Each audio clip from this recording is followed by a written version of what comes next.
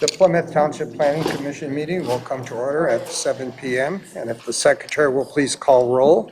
Dennis Sabolsky. Here. Kendra Barberina is here. Tim Boyd. Here. Bob Dorshevitz. Here. Gail Grieger. Here. John Itzel is excused. Keith Postel. Here. And do we have a motion to approve this evening's agenda? I have no changes. Motion to approve. Support. Moved by Commissioner Postel and supported by Commissioner Barberina to approve the agenda as submitted. All in favor signify by saying aye. Aye. Opposed? Motion carries. And is there a motion to approve the minutes of July 20th? Mr. Chairman, I have one minor change. On page 2, for the Roots Montessori Special Land Use, the motion on the left should be aligned with moved by Commissioner Barberino. It's presently under the supported line. It's a minor change. Just make that. Okay. Are there any other changes, corrections? Which item again? The Roots Montessori Special Land Use on page 2.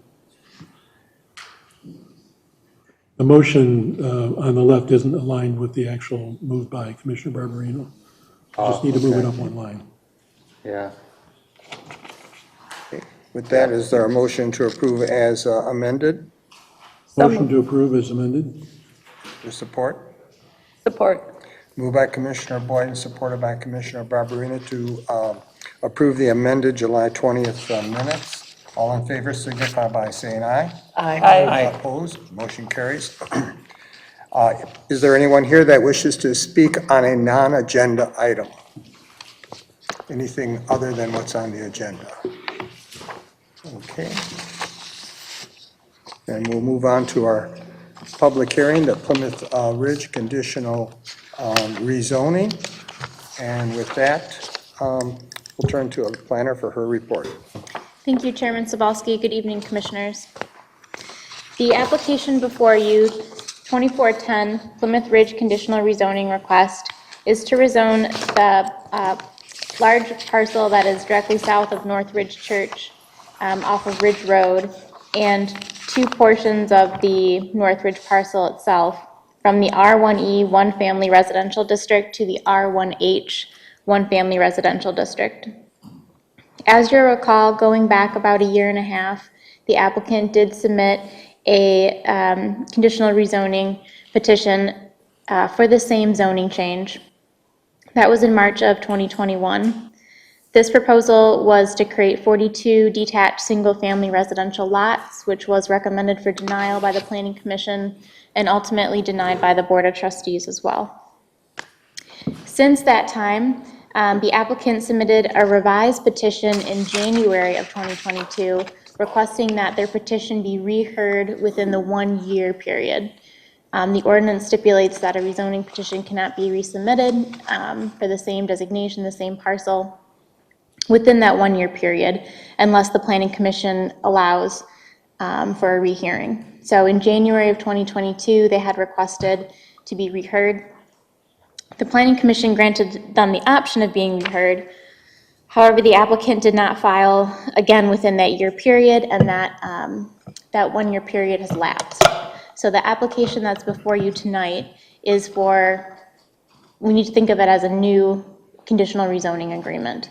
The year has passed, they are entitled to go through the process, which is why the public hearing is being held tonight and this application is before you.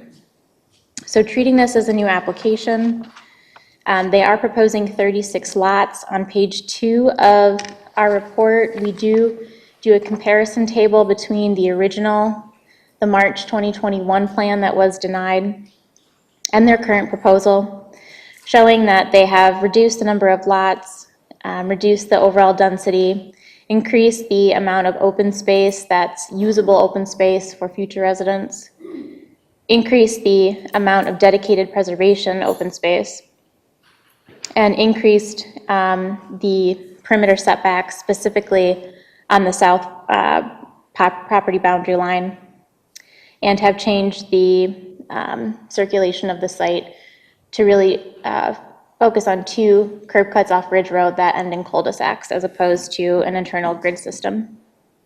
They've also provided a usable open space, whereas before It was more of just smaller pockets of open space that really wasn't conducive to a neighborhood feel.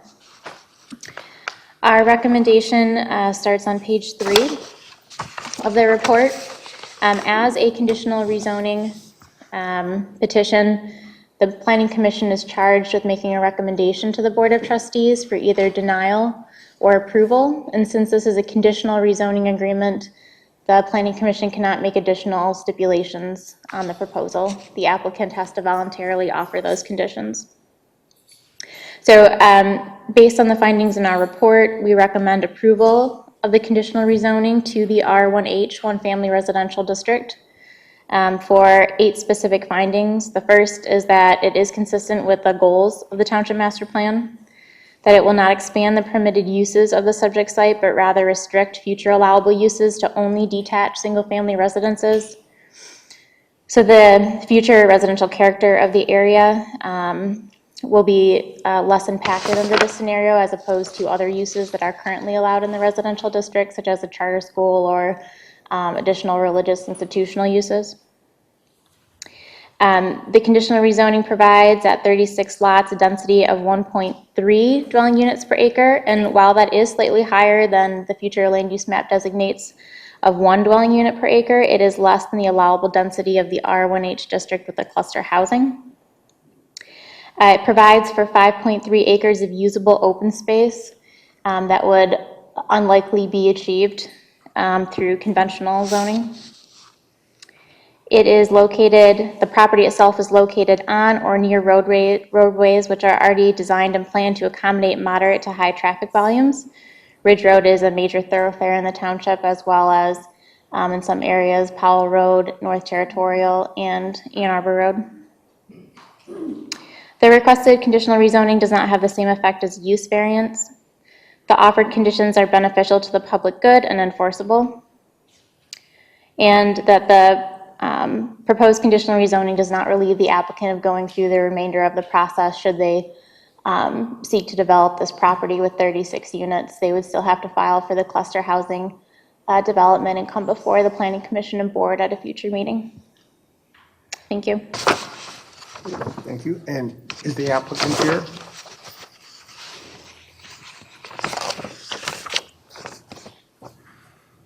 Good evening. My name is Ray Cousineau. I'm representing Mr. Leo Sauvé, who is the applicant, MLS Holdings. Mr. Sauvé is in the audience, as well as his engineer, Mr. Fadi Kahil. The plan that's in front of you this evening is almost identical to the plan that you saw back in January, which I think we presented to you with respect to the continuation of the proposal. It's the 36-lot development. And Laura, I don't know if you could bring the plan up on the screen.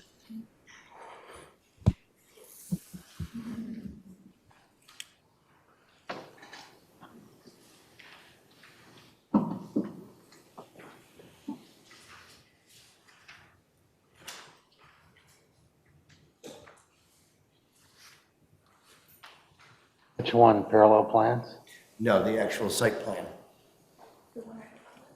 Yeah, the No rezoning plan?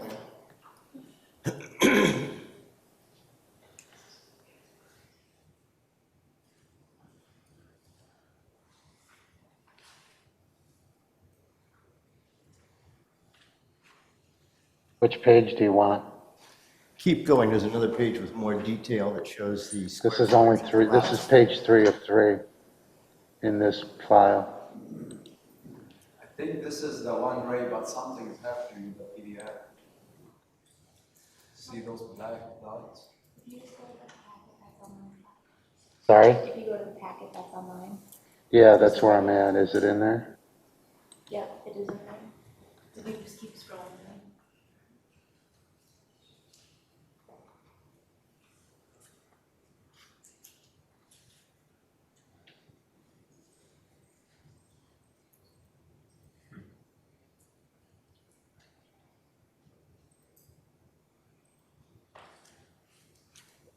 Yeah, that's good.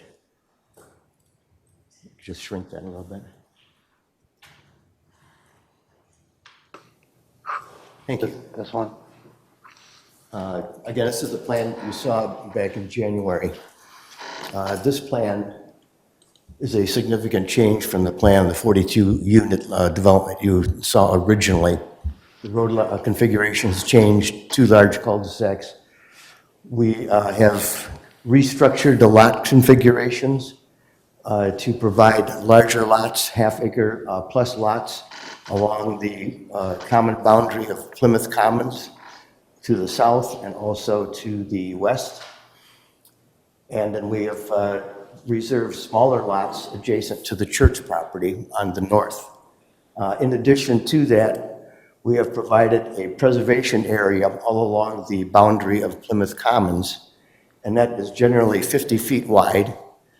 In some cases, that approaches Ridge Road. It's a little wider, but generally it's all 50 foot. And that is a complete preservation area not to be disturbed. The additional usable open space is made up of open space within the development itself, in the cul-de-sac, buffering the 2 different unit types, or 2 different pods, if you will, and including the retention basin area. We feel very comfortable with the proposal. We drafted a conditional rezoning agreement that's in your packet. That agreement ties directly to this site plan. That agreement calls for the conditional rezoning, again, assuming that this site plan will be the plan that is ultimately we move forward with under the cluster option.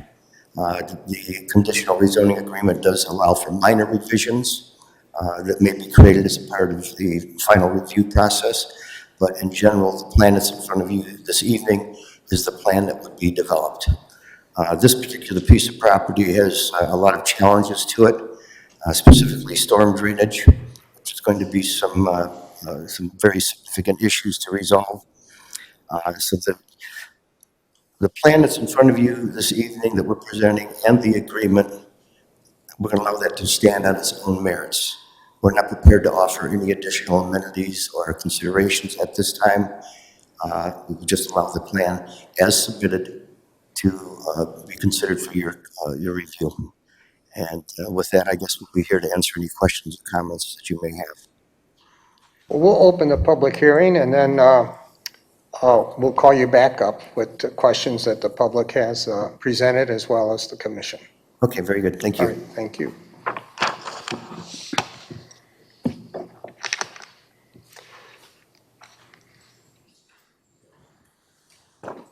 So with that, we'll open the public hearing at 7:14. And so I ask you to come up to the podium. You can wait in line if you want, or step up. So it's limited to 3 minutes. And once everyone has had a chance to say their piece, if you've already spoken and you thought of something, or you wanted to add an additional comment, then you can come back a second time, and we'll recognize you. So whoever wants to be first on this, just step up to the podium, give us your name and address if you wish.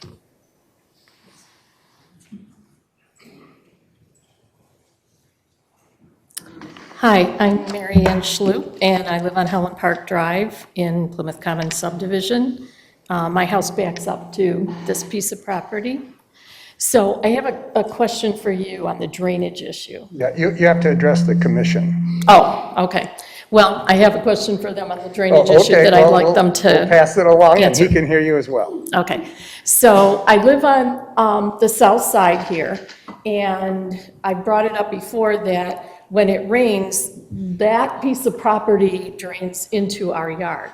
We have a large sewer grate in the end of our yard, or the back of our yard, but, I mean, there's a lake in that property if we get heavy rain, and it just slowly drains into our property. So how is all that going to be mitigated with this development so that none of it comes into our yard, that it's all that rain from that property, all the water goes into their drainage system? Is that already in the plan? Okay, we'll ask that. That's what I'd like to know. Okay. So just to also let you know that we're talking about a site plan here, but really what's before us, is this an appropriate use of this property, the actual rezoning? Now, I know everyone would like to see what it's going to, be, and that's appropriate for you to ask those questions because I know you're concerned. But also, if you have any thoughts on, is it appropriate to rezone this property as proposed? Next person, if there's anyone else. Hi, good evening. Patrick Arella. I'm a Plymouth resident in Plymouth Commons. My property is literally directly behind this road right there.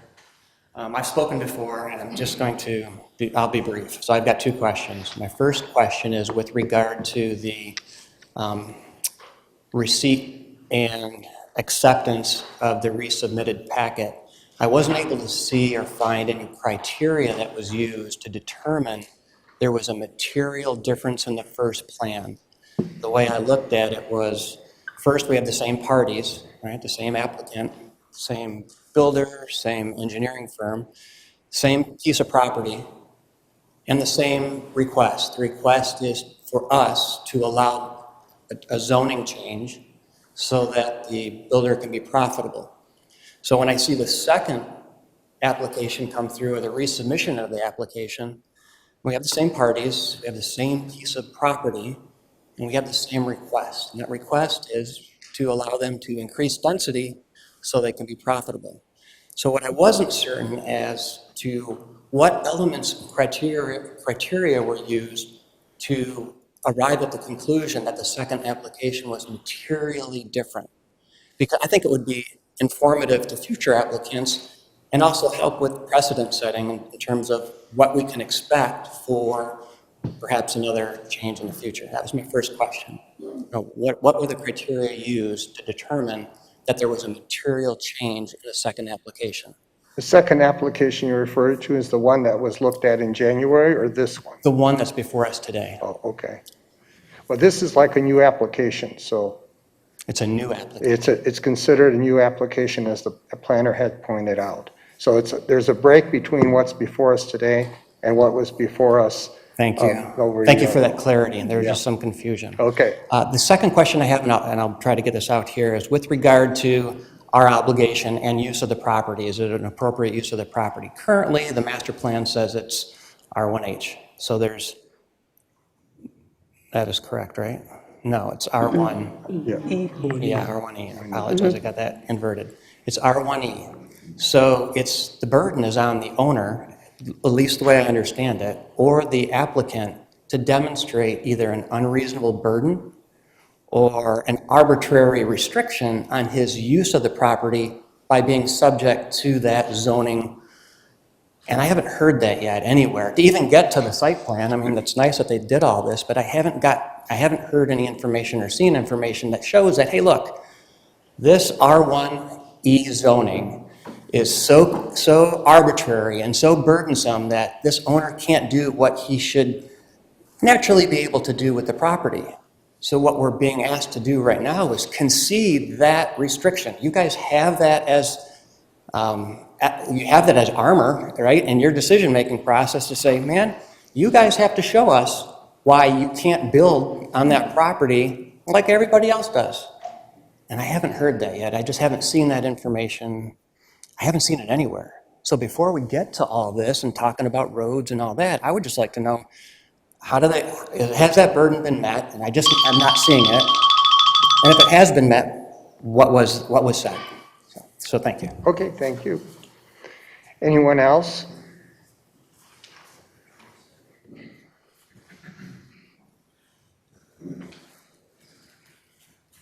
Good evening. My name is Louis Ferresi, and I live in the Fox Point subdivision on the east side of Ridge Road, across from where this proposal is being made. I have some comments and some questions. I'll just read through them. I support residential development of the tract of land referenced in this petition. Present zoning of R1E per the 2015 master plan would be the best alternative to maintain the character of the homes located west of Ridge Road. Rezoning to R1H would be acceptable as long as the development adhered to the same key characteristics of the developments east of Ridge Road, including similar lot sizes, similar living space, and side-facing garages. The original proposal for 42 homes did not come close to meeting these standards and was rejected by the Planning Commission. Thank you. In January, a revised proposal for 30 homes was getting close to acceptable, and the Planning Commission voted to allow the developer to refile prior to the normal 12-month waiting period. Somehow, the 30-home proposal was not formally brought back to the Planning Commission for approval.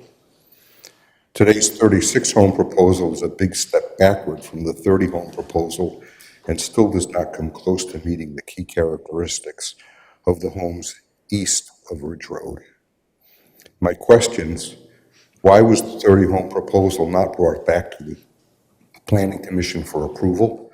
Why did the developer increase his proposal from 36 from 236 from 30 homes?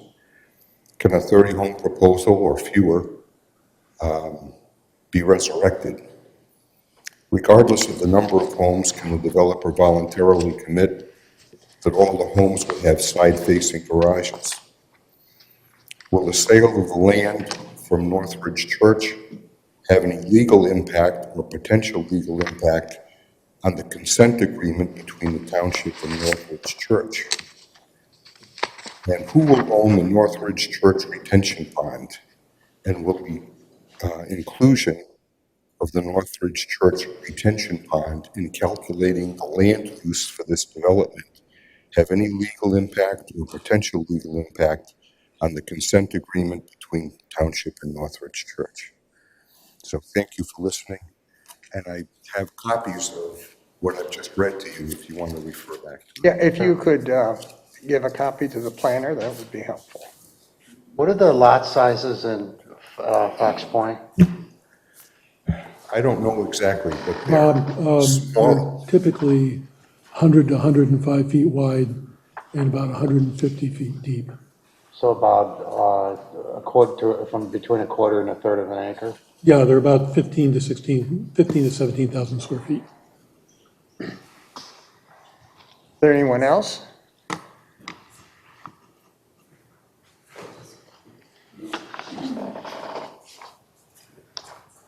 Hi, my name is John Cullen. I'm another resident of Fox Point across the street, and I just want to reiterate some of Mr. Ferrucci's comments. I think we're very concerned about whether there's any impact on the consent judgment with Northridge. And more importantly, we're concerned, my concern is the Planning Commission seems to be here to approve a change to one R1H, which is half acre lots. But the proposal here would not even fit within the R1H standard, which I think would be a maximum of 28 houses from the planning materials that I reviewed.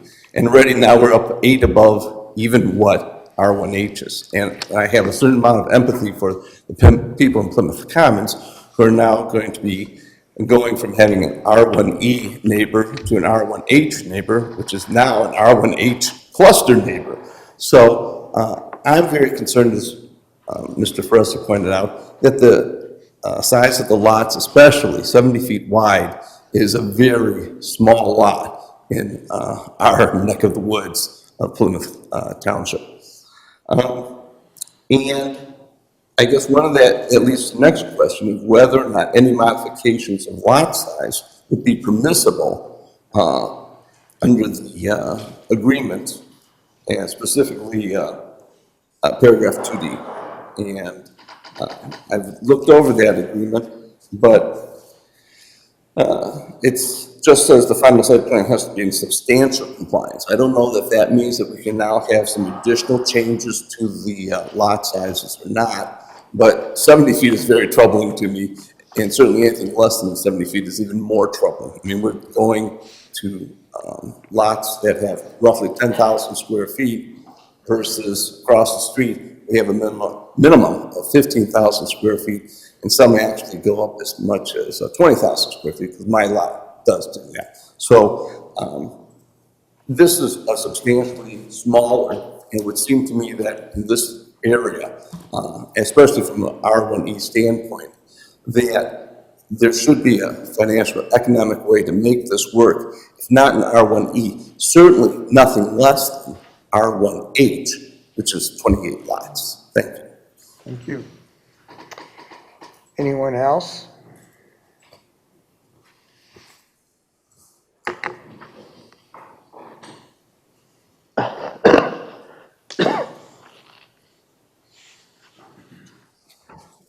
Good evening, I'm Vetus Rodzi, I live in the Plymouth Commons neighborhood. And I just want to know why we keep doing this every year. The citizens have complained about changing that zoning for at least 3 or 4 years. I've been in at least 3 of these things. And who's benefiting? Are you working for the citizens of Plymouth Township, or are you working for the developer? I just want to know why this keeps coming back.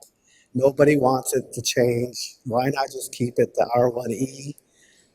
And The reason it keeps coming back isn't because of the planning commission, it's the developer's got a legal right to come back and apply again. And we can't say, no, you can't apply.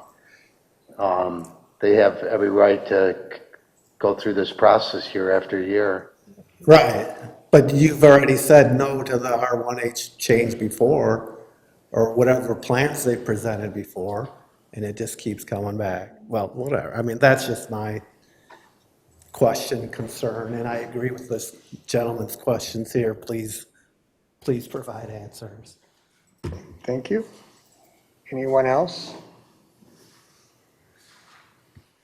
Okay, you can come back a second time, Laura, is the consent agreement on there as well? It is, could you pull up to that? Oh, I'm sorry.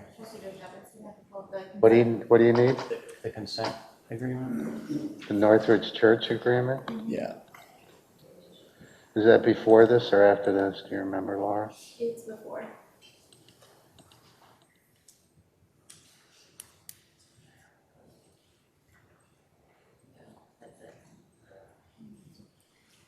So, yeah, right here, this page is page 1 of 6. If you could highlight that one, yeah. I'm trying to get that paragraph F.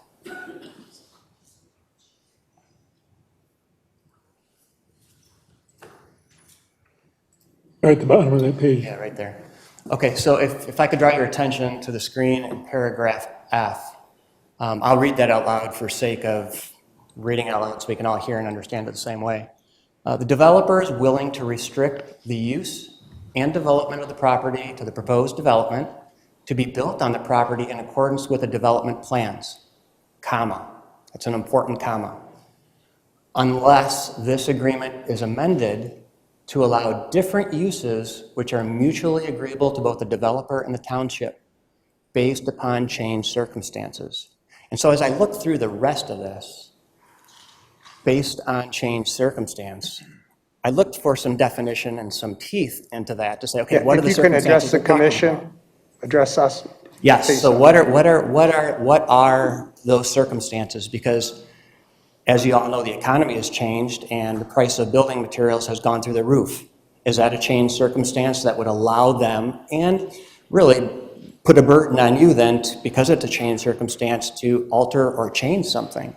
So I don't see that one paragraph really turns this an agreement into an agreement to agree to something in the future, which, as Mr. Bennett knows, I know, Mr. Dorshevitz knows, an agreement to agree to something in the future is no agreement at all. So that has made me concerned. And really, because there's no teeth in it. There's nothing that says what these changed circumstances are limited to. And it ties your hands when they come back to you for a change to say, wow, it is. It's overbroad. It's a big unanswered, ambiguous word. Change the circumstance or term. So if there's some clarity around that, it would be useful. Thank you. Okay, thank you. Anyone else? Okay, hearing none, we will close the public hearing at 7:30. And if applicant can come back up.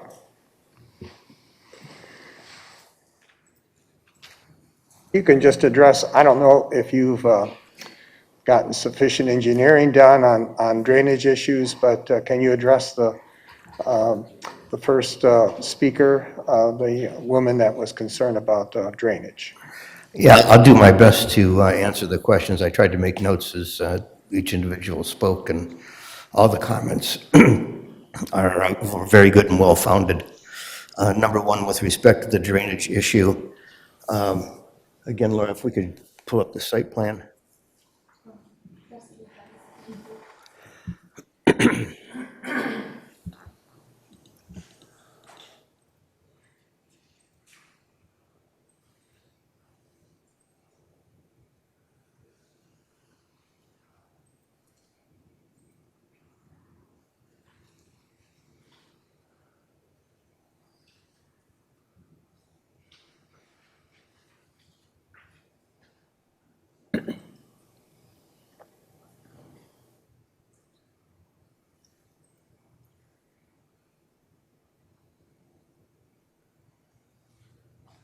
That's good, thank you. I think the young lady indicated her property was on the south side of our site, and there was a drainage area, and I think it's in the, probably right where, probably, okay, somewhere your place is. Around here? Number one, our site will be designed to contain its drainage on our property and collect all the stormwater and route it into a stormwater management basin. Her issue may be a little more complicated because we are preserving the 50-foot strip in its natural condition or natural situation. So we'd have to go out and evaluate that and see where that drainage is coming from. If it's drainage that's coming from the balance of our property and draining into her property, we can certainly intercept that and again contain it on our site and route it through our stormwater management system. To answer your first question, we have not done a detailed engineering analysis of site drainage. We've done enough work to know that we can, again, capture all the site drainage on our property and route it into our basin. That particular area is something that we would have to take a look at and see how we could rectify or resolve her problem, and certainly not contribute to it. I'm going to save my first gentleman's question regarding why we cannot build under the current conditions until the end. Moving on, there was a question regarding a 31-lot plan and why we did not submit that. We had presented that conceptually for discussion with the township. After we had met with the township, including going in front of the planning commission and also meetings with township staff, we decided to go back to the 36-unit development plan, which was our best proposal from our standpoint. With respect to side entry garages, the 70-footers will not accommodate side entry garages. All the other lots will accommodate side entry. There was a question regarding the consent judgment with the church. And as far as we know, this development would have no impact or have no bearing on that CJ, unless someone else is aware of conditions that we are not aware of. So we don't see a conflict with the CJ with the church, again, unless we're not aware of something that we brought to our attention. Yes, and while you're on that topic, so who is responsible for maintaining that retention basin that's on the church property? Is that a shared expense that the church and the homeowners would The basin in the upper left-hand corner will be a shared basin between ourselves and the church. And it'll be a common maintenance agreement between both parties for the maintenance of that facility.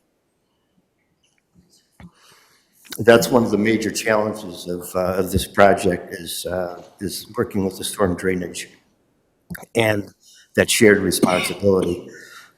We believe that there's going to be a significant amount of work that's going to have to be done to that basin to perhaps enlarge it, clean it out, make sure that it's functioning properly, and it can handle our drainage as well as the church's drainage. But that's going to be a very significant part of our another gentleman indicated that the 70-foot lots were too small.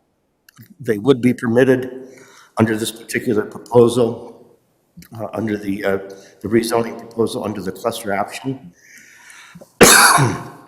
And one of the reasons that we wanted 70-foot lots in that area is a buffer to the church property and the parking.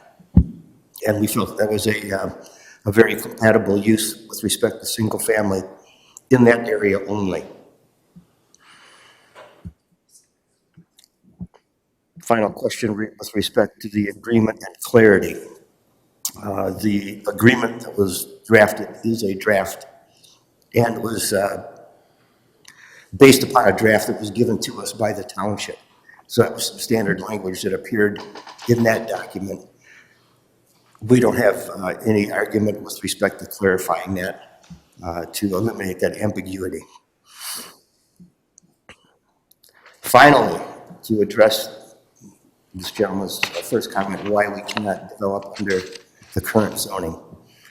It's a very simple answer, and it may not be palatable to a lot of people, but it does boil down to numbers.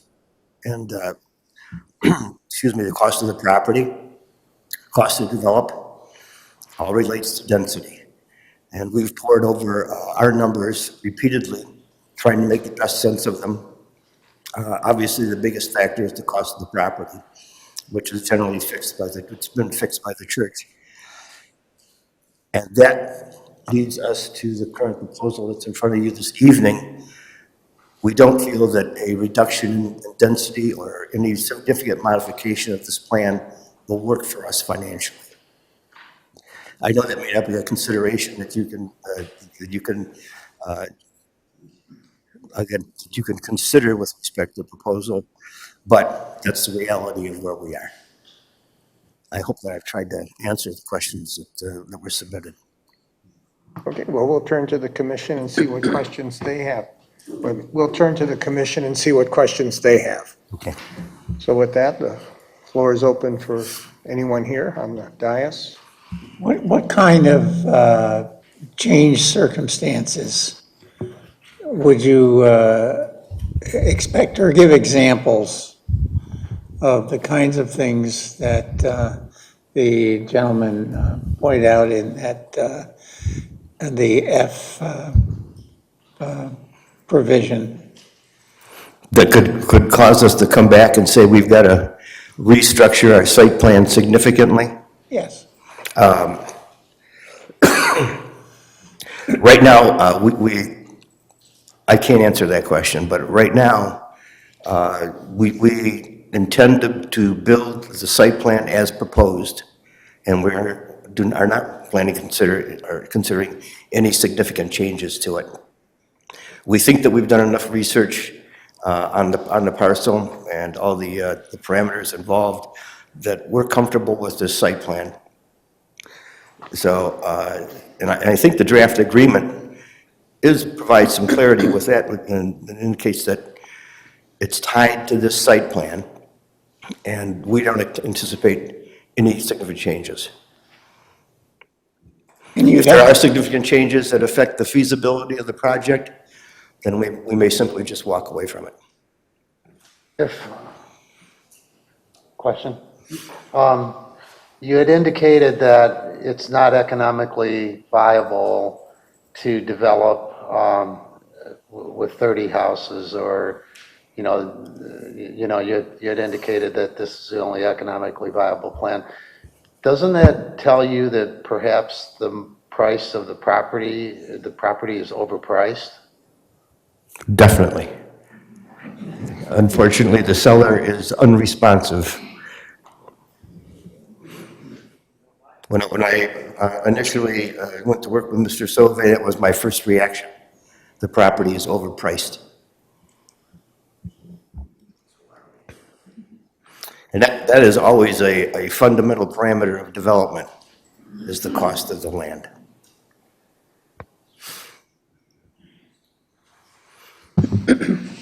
Other questions or comments? Yes, I have, excuse me, I have a number of questions. First of all, for me, the side entry garages is a key consideration. I'd like to, Ray, I don't know how familiar you are with that part of Plymouth Township, but I'd like to read off to you all of the subdivisions that require side entry garages. To the south and west of the property, Plymouth Commons, Pine Ridge Estates, Country Club Estates. That one is a very large development. All of those require side entry garages. To the east and north of the property, Fox Point, where I happen to live, Pine Bluff, which is immediately north, Tuscany Hills, which is north of that, Deer Creek, which is behind Fox Point, Hunters Creek, which is behind Deer Creek, and then Rolling Oaks, which is the large subdivision along North Territorial. Every single one of those subdivisions requires side entry garages. I strongly feel that introducing front entry garages into that part of western Plymouth Township is completely incompatible with the existing uses. I feel that there's some flexibility in other areas, and I believe there's benefits to the township to having this land developed.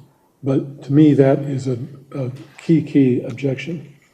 I'd planned to ask you how you plan to put side entry garages on 70-foot lots, but it appears as though you've concluded that's not possible.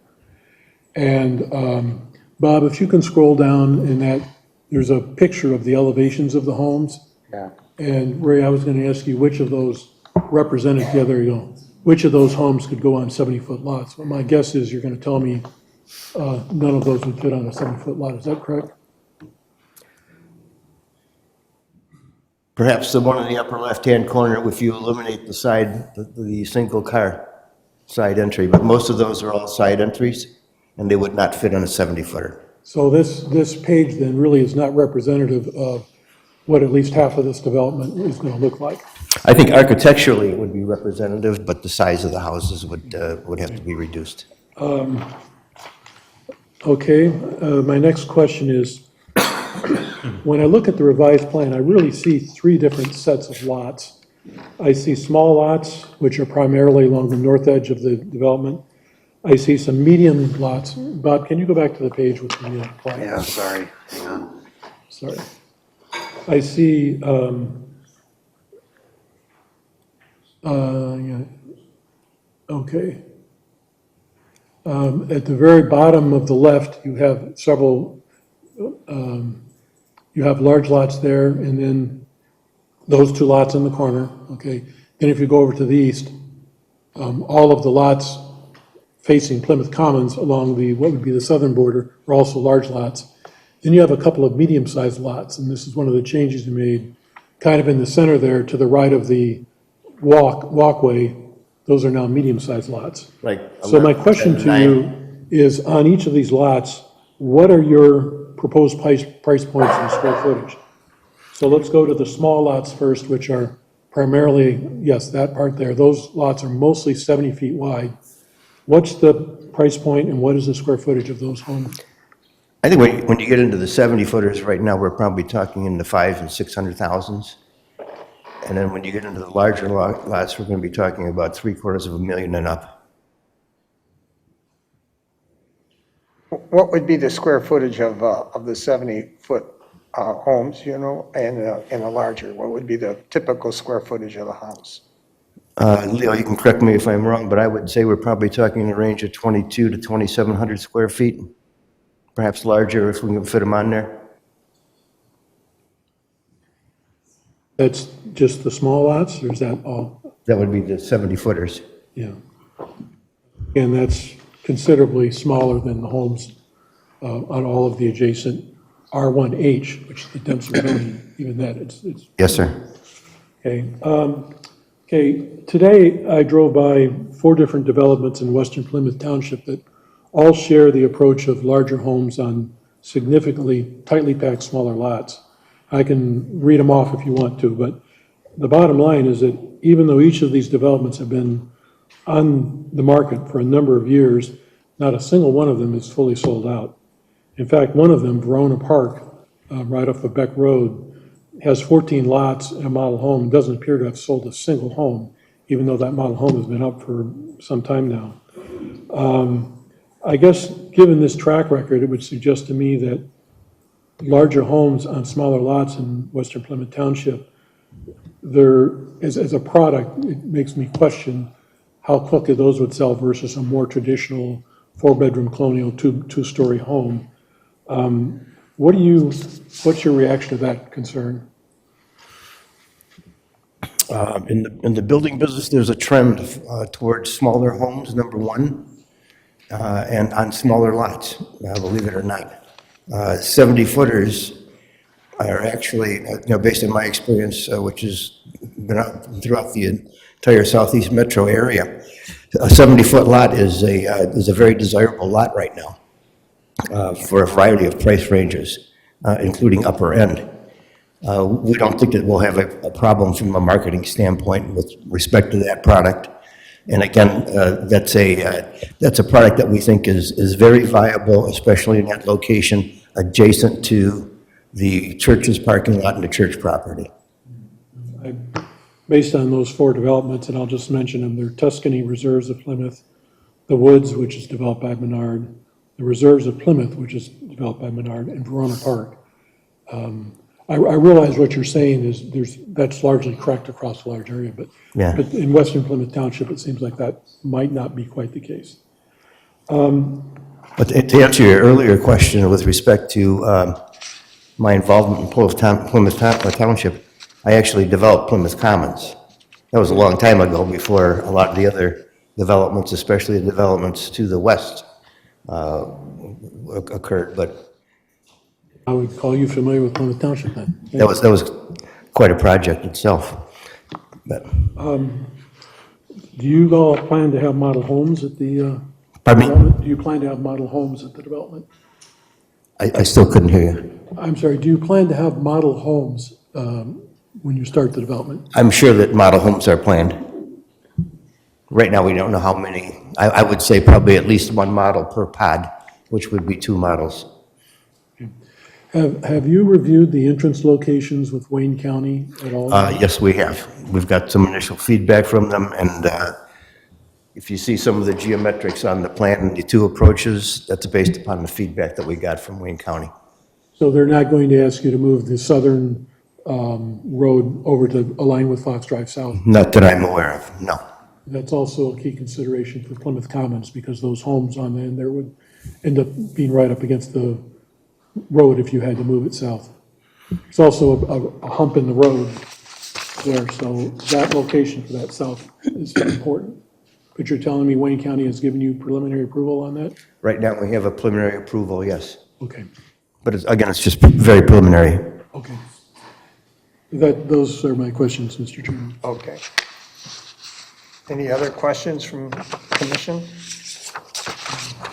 I had a question for Laura. So the calculation for the density, that includes the pond and the wetlands, is that correct? It's the gross area of the site, yes. Okay, so if it's, say, shared jointly with the church, how does that impact that density calculation? It's included because they'd have to subdivide and include that as part of their parcel. But it's not really usable space for the residents, would you say, or?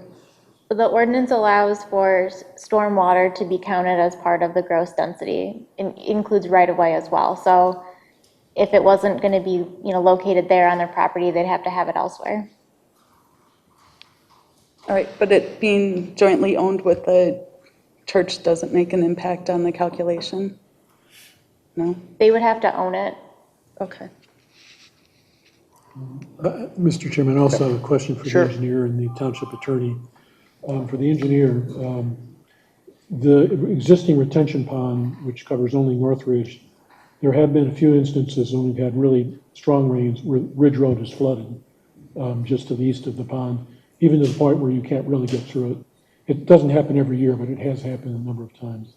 So I did hear, Ray, that you are planning to re-engineer the retention pond and make it bigger to cover the runoff from the property.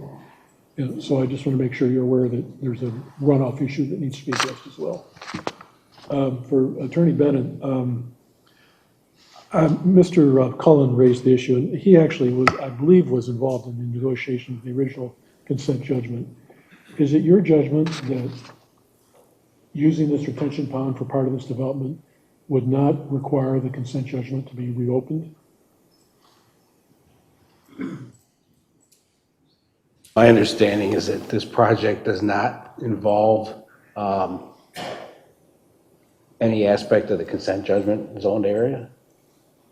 Is that correct, factually? Well, it includes the retention pond, which is This part of the- property was not originally in scope of the consent judgment, was it? This property was acquired after the consent judgment. That's not my question, Bob. My question is, since they're now using the retention pond, which was part of the original Northridge judgment, as part of this new property, would that require you to go back to the court and have the court reopen the consent judgment and approve that use of the pond for the subdivision? Without having seen the specific terms of the consent judgment, I wouldn't be able to answer that question specifically. However, I believe that it would contemplate, if there is a shared use between zoning districts, the consent zoning district and the proposed conditional rezoning district, there would have to be some kind of agreement between the owners of the property with respect to the retention basin. Would that mean that the owner of the property and the township would have to go back to the court to get the consent judgment altered to reflect it? That's going to depend on the specific terms of the consent judgment, which I would have to review to give you a clear answer. Board, I think that's a key consideration for us, in my view.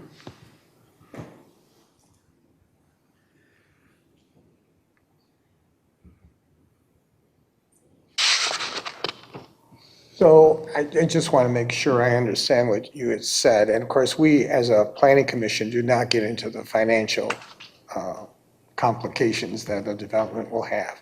But is it an accurate statement for me to say that you cannot develop this property under the parallel plans that you have presented to us because they financially would not work? Or they're just too expensive, the market wouldn't bear the cost? You know, if you could go into a little more clarity on that. I'm trying to get at the rationale why we would rezone it from the current zoning. Again, it's, these are all financial issues that relate directly to density. And to answer your question, no, we could not develop it under the parallel plan from a financial standpoint. Any other questions? The key factor in there is the price of the land. And that price has been fixed. Okay, well, what's the commission's pleasure?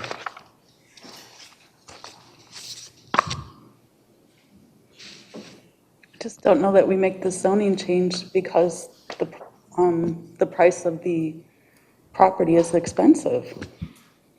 We've heard from residents, the adjacent property is R1E. I just don't see it. Yeah, I think my concern is the impact of the consent judgment that the church has with the township on the potential use of that retention pond. That was just added to get the density.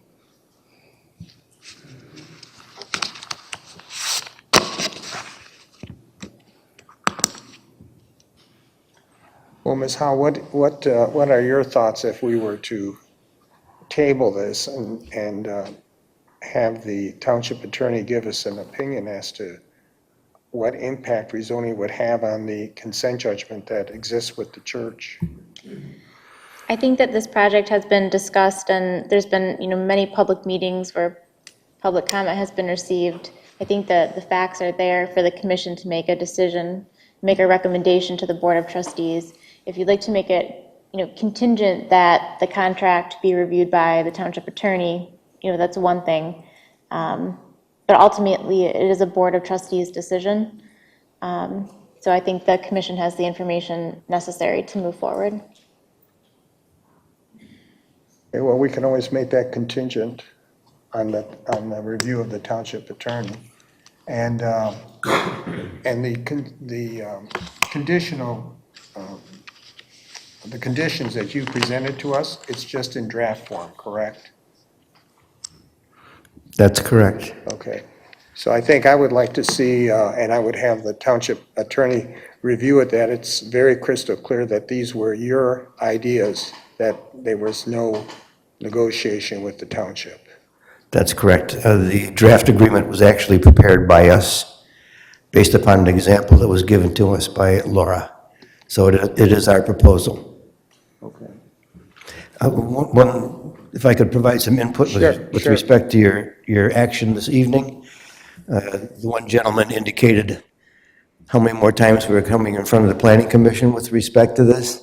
We really need to go to the township board.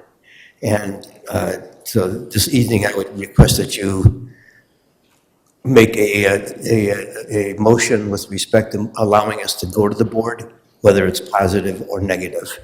Tabling doesn't do us any good at this point. I think we need to go to the board, and I've made notes with respect to the CJ. Again, we're not aware of any conditions in the CJ that would prohibit what we're proposing, but we need to reevaluate that, and we would be prepared to respond to that at the time it goes in front of the board. But we really need to move on from this board, no disrespect intended, and get to the township board.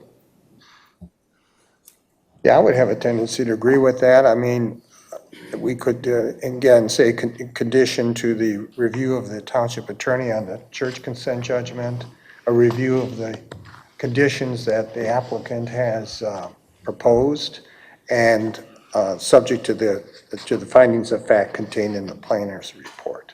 That's only necessary if the vote is yes. Right, if the vote is no, then if we're going to do that as a group, then we need to have the findings of fact. So if it's going to be a negative vote, whoever's going to make that motion has to think that what would be the findings of fact included. I agree. In my opinion, the applicant has made it clear that it's based on the cost of the property, and in order to develop it, it is. True. And if we agree with that, every developer coming in here is going to have the same argument. I think he was just answering the question, why not 30? And he said it wasn't financially viable, but it's just a data point. It's not, And we don't make decisions on financial consideration. Pardon me? We do not make decisions based on financial. Right, right. Unfortunately, we have to. Yes, I know you do. That's your issue. It's not our issue. Because have other we issues. do need to make a profit.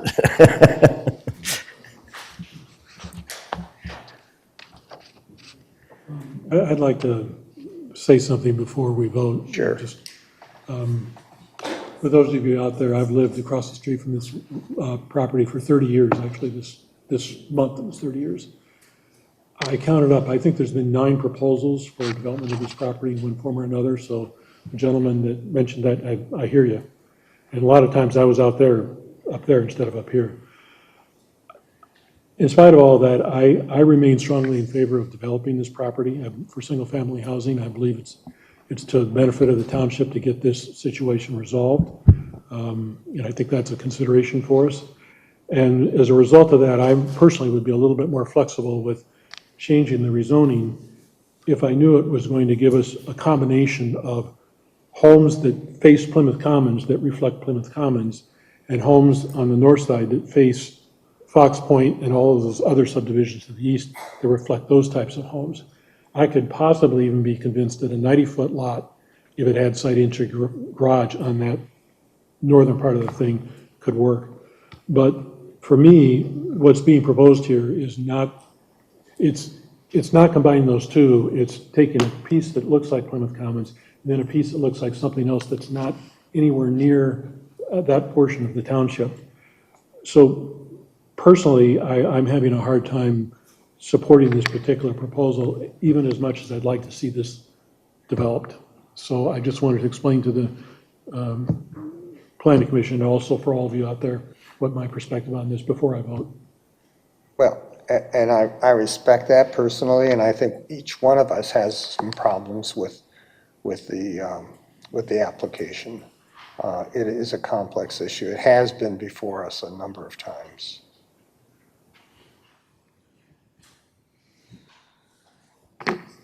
And because of its complexity, perhaps it's best to just send it, whatever our decision is to send it up to the Board of Trustees and let them decide. I mean, they are the ultimate decider. And there'll be a public hearing for that as well, wouldn't there? Or no? Not an advertised public hearing, but it's part of a regular public meeting.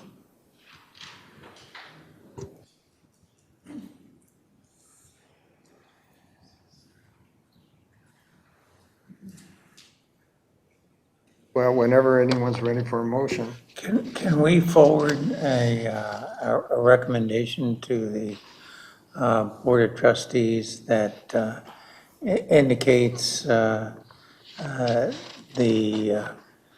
problems that we see with this as not being a complete in favor, or not being totally against it, but that they have to consider those things? You know, this,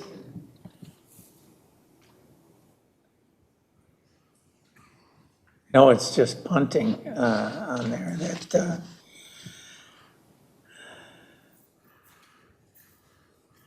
what the concerns we have over the 70-foot lots and the fact that it's not consistent with the surrounding area. And the front entry garages, I think.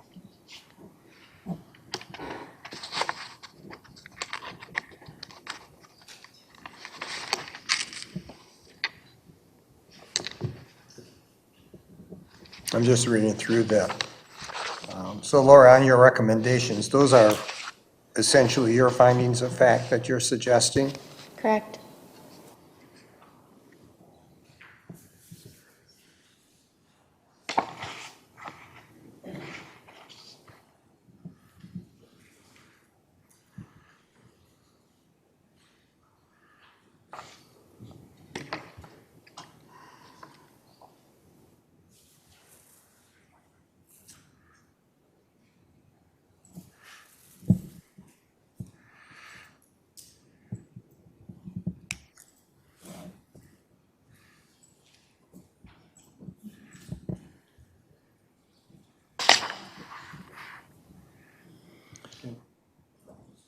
Wait for someone to make a motion one way or the other.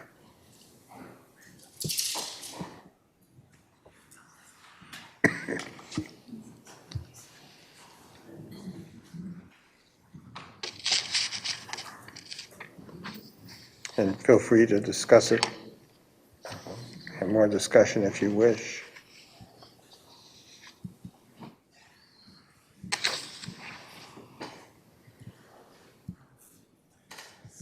May also want to review the comments that were handed out to us from a member of the public.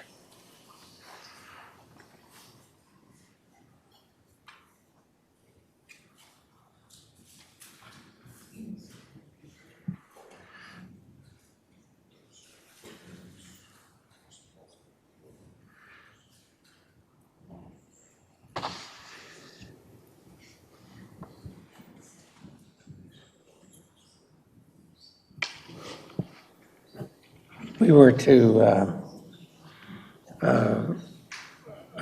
approve the forwarding it to the Board of Trustees and listed the 8 things in Laura's letter and said, however, we have concerns over, and then list the following issues.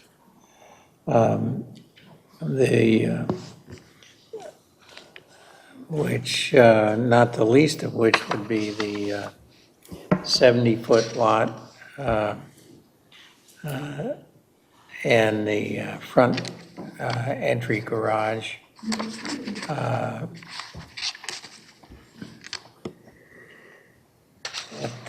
They need to address.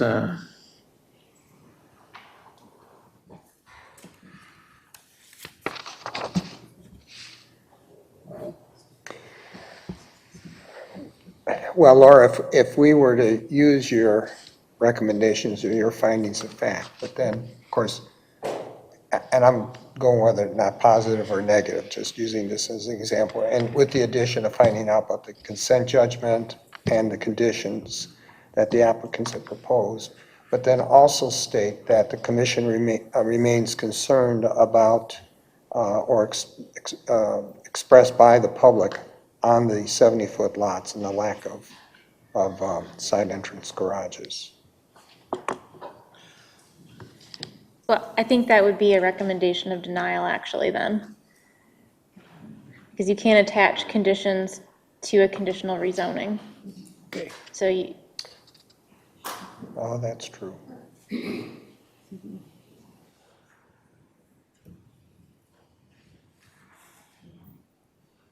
Well, that sort of answers your concern. Yeah. I mean, I like what they've done in the, on the properties that are bordering the subdivision. I mean, I like this plan, but the 70-foot lots, I think Tim's points are well taken. Just seems to me you could make them a little larger and sell a few less for a little bit more dollars, and, you know, if it's a financial question, they're just too small. commissioners? Yes. Is the concern that they're 70-foot lots, or is it concern that they're not side entry garages? Both. One and the same. It's both. I don't think you could have one without the other. I mean, you can't have the side entrance garages on a 70-foot lot. Okay. And then that goes into the density issue. And I know when I've asked the question, you know, of you, well, you're saying that, you know, you're commenting on the density, but then if we, you know, used Keith's concern, it sort of contradicts each side of the question or the equation. Okay. I'd just like to be, make sure that the commission is aware that to the west, there are subdivisions before Napier that are front entry garages predominantly and smaller lots. And over lakes? And to the south of M14 as well. Yeah, and over lakes. Oh, it's Huntington Park Huntington. to the west, Huntington south Park. of 14. And Huntington Park, if I'm not mistaken, when they develop Huntington Park, the lots that butt up to Plymouth Commons are larger, and then they get smaller the further west you go. Yep, That that's is correct. So a similar gradient situation. However, I think with Huntington Park, there's two key differences. One is that a big part of that subdivision backs directly to M14 and has the traffic noise. And then the other thing is that there's that large cell phone tower. So to me, that impacts the value of that property significantly and would have been justification for having frontage garages and smaller lots. And I don't see the same level of impact from this particular piece of land. It doesn't directly face the freeway. I personally don't see an issue with the parking lot of the church being a negative factor. It's, the land is nicely landscaped and it's quiet, you know, most part of the week. So I'm not sure that you can say that the north part of this piece of land is comparable to Huntington Park. And then the Andover West on the other side of M14, I believe that was always zoned to be higher density to begin with. And the condos on Napier, are they front entrance garages or side entrance? On Country Club Estates? Yeah. Are they front entry? I think they're They're front. front, Aren't they, Bob? Which one? The condos in Country Club Estates? along Napier? Yeah, there's two streets off of Are all Napier. of them? Yeah, I think they are. Yeah. But again, that's a very different product. It's not a condominium development per se, there's no individual lots. Those are condominiums. Yeah. Yeah, they're condos.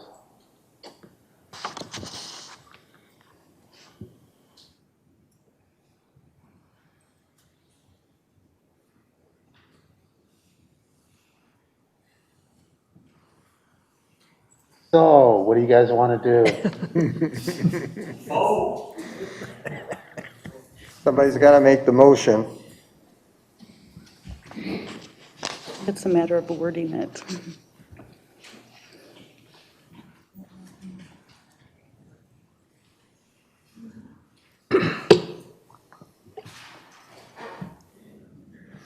Okay, Mr. Chairman, I'll make a motion. I Okay.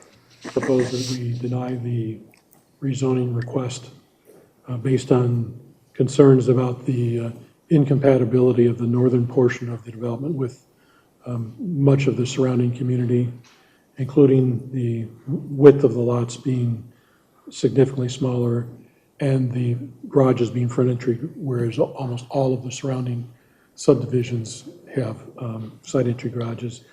And also a concern about the impact on the consent judgment, that we would feel that that's a key piece of missing information. We just don't know if it is impacted or not, but if it is an impact, that's a major consideration. Anything about the density? Yeah, well, I would say, yeah, it's the density of the northern portion of the subdivision with the 70-foot lots is being, I'll second that. By Commissioner Boyd and supported by Commissioner Postel to recommend denial based on the stated findings of fact. So yes means no. Yes means recommend no. Yes. Yes Yeah. means that we recommend denial. Correct, yeah. Gotcha.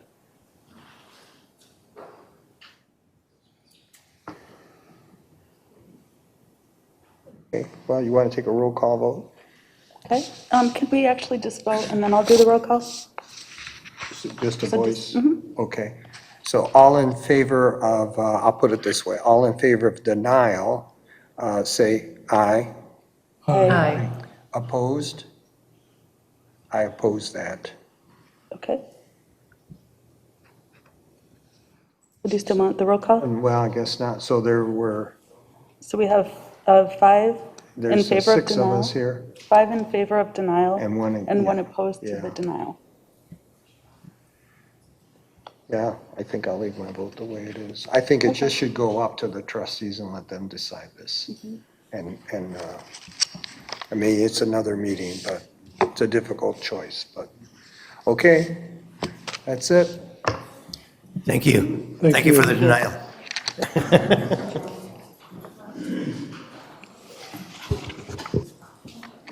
Will it still go up to the trustees? I believe so, yeah. That's what I was Yeah. wondering when Dennis did that way then. Patrick has a question. Patrick? No. You can come up while they clear the room. What is your? Just as a real quick point of clarification, because I heard some mumblings behind me, could any one of the board members articulate what just happened with regard to the vote, what the decision was? Just one more time, just for clarity, because like I said, I'm hearing questions behind me. Oh. And I think you'd be in the best position to Yeah, explain. we're recommending, the vote was to recommend denial of this rezoning to the Board of Trustees. So the next step is it'll be put on the agenda for the Board of Trustees. There won't be a public hearing like there was tonight, but you'll have an opportunity to speak. So you can, it's not going to be published, so I encourage you, if you haven't signed up for the automatic alerts, from the township, when the agendas come out for our meeting, the Board of Trustees, do that, and then you'll know when it's going to be on the agenda, and then go to the meeting. And you'll have an opportunity to comment. It won't be formal like this was, but you'll have an opportunity and tell them what you think, because they are the ultimate deciders. So it's a recommendation, it's not binding on the Board of Trustees, so it's up to the Board of Trustees now to, but presumably, we've studied the issue in more depth than the Board of Trustees may typically do. So generally, the Board of Trustees will not overrule the Planning Commission. It's not absolute, but generally, that's the case. They have, in the past, they either have gone, I don't think they ever have gone against what our recommendation has been. I can't remember the last time. So they'll either go along with what our recommendation is, or they'll send it back to us. So I hate to say it. Could be another meeting. We'll see you again. Laura, do you have any idea of how long it takes to get on their agenda?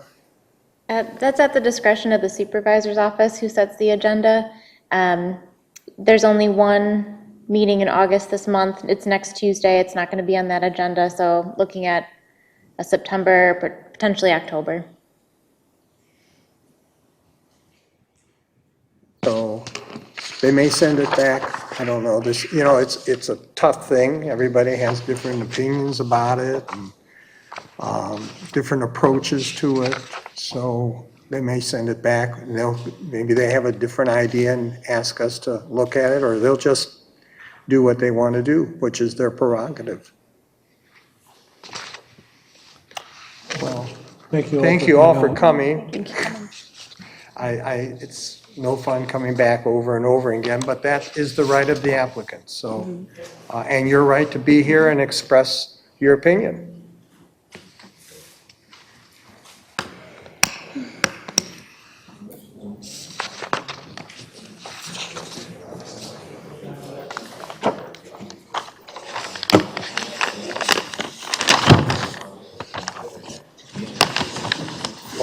I can't read.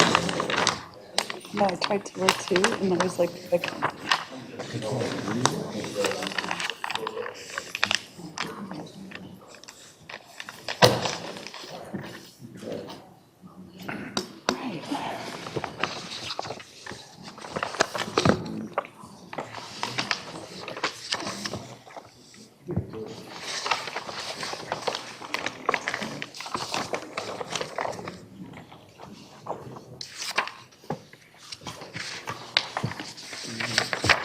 Thought I had this all organized, I guess not.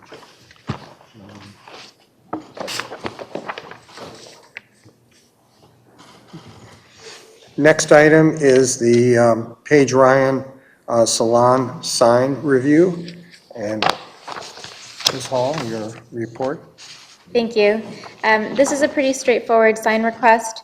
The applicant is looking to reoccupy the suite at the Riverbank Square Commercial Plaza that was the Papa Romano's. Their wall sign is in compliance with the standards.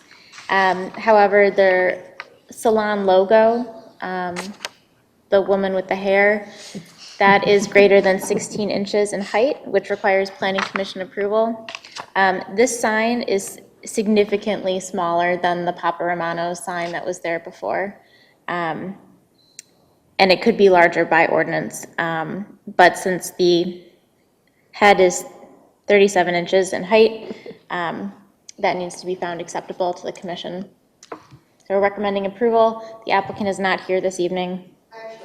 Oh, that's even better. Do you want to come up? Do you have anything to say? You have to come up to the mic so we can hear you.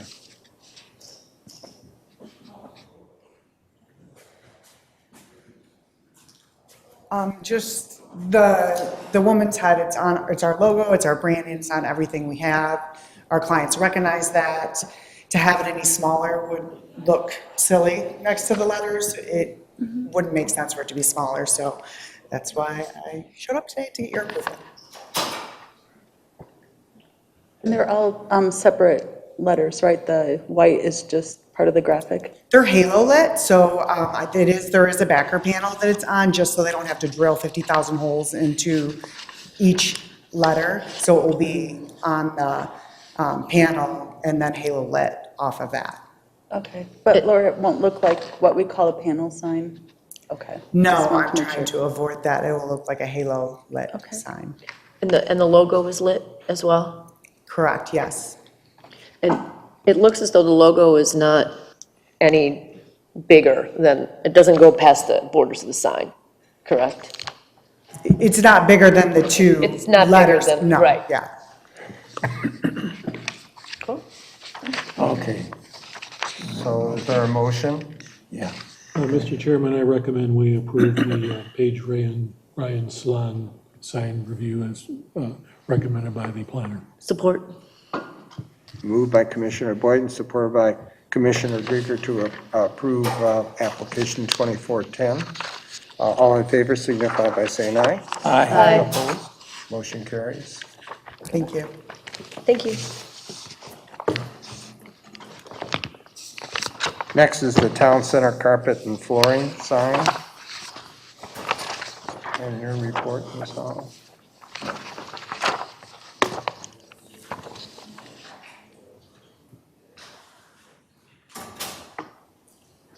You have your report? Yes, thank you. The applicant is proposing at 989 Ann Arbor Road, the new town carpet centers and floors establishment, a illuminated wall sign, which is within the allowable square footage. However, they are also proposing window signage that is almost double of what is permitted in the district. So we're recommending approval of the wall sign, but denial of the window signage. The applicant could reduce the window signage so that it conforms with the ordinance at 35.5 square feet.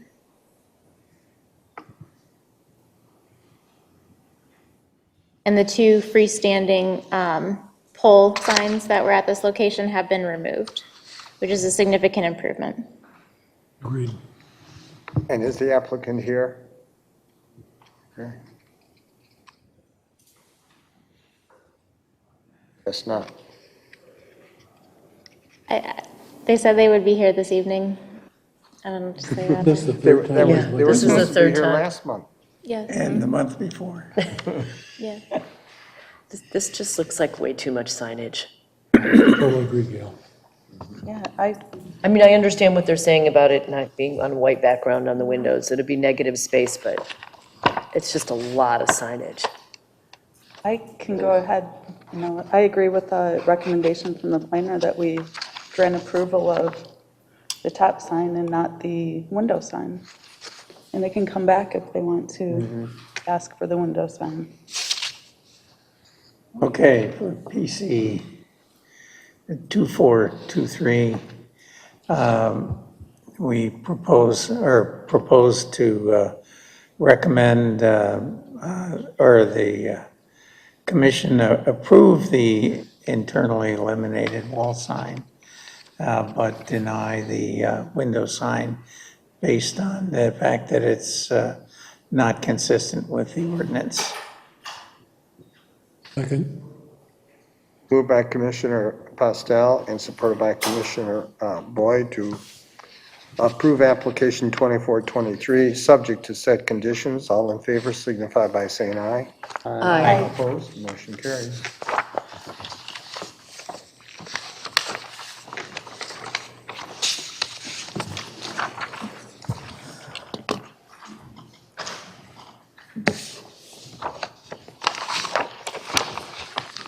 Now we're at application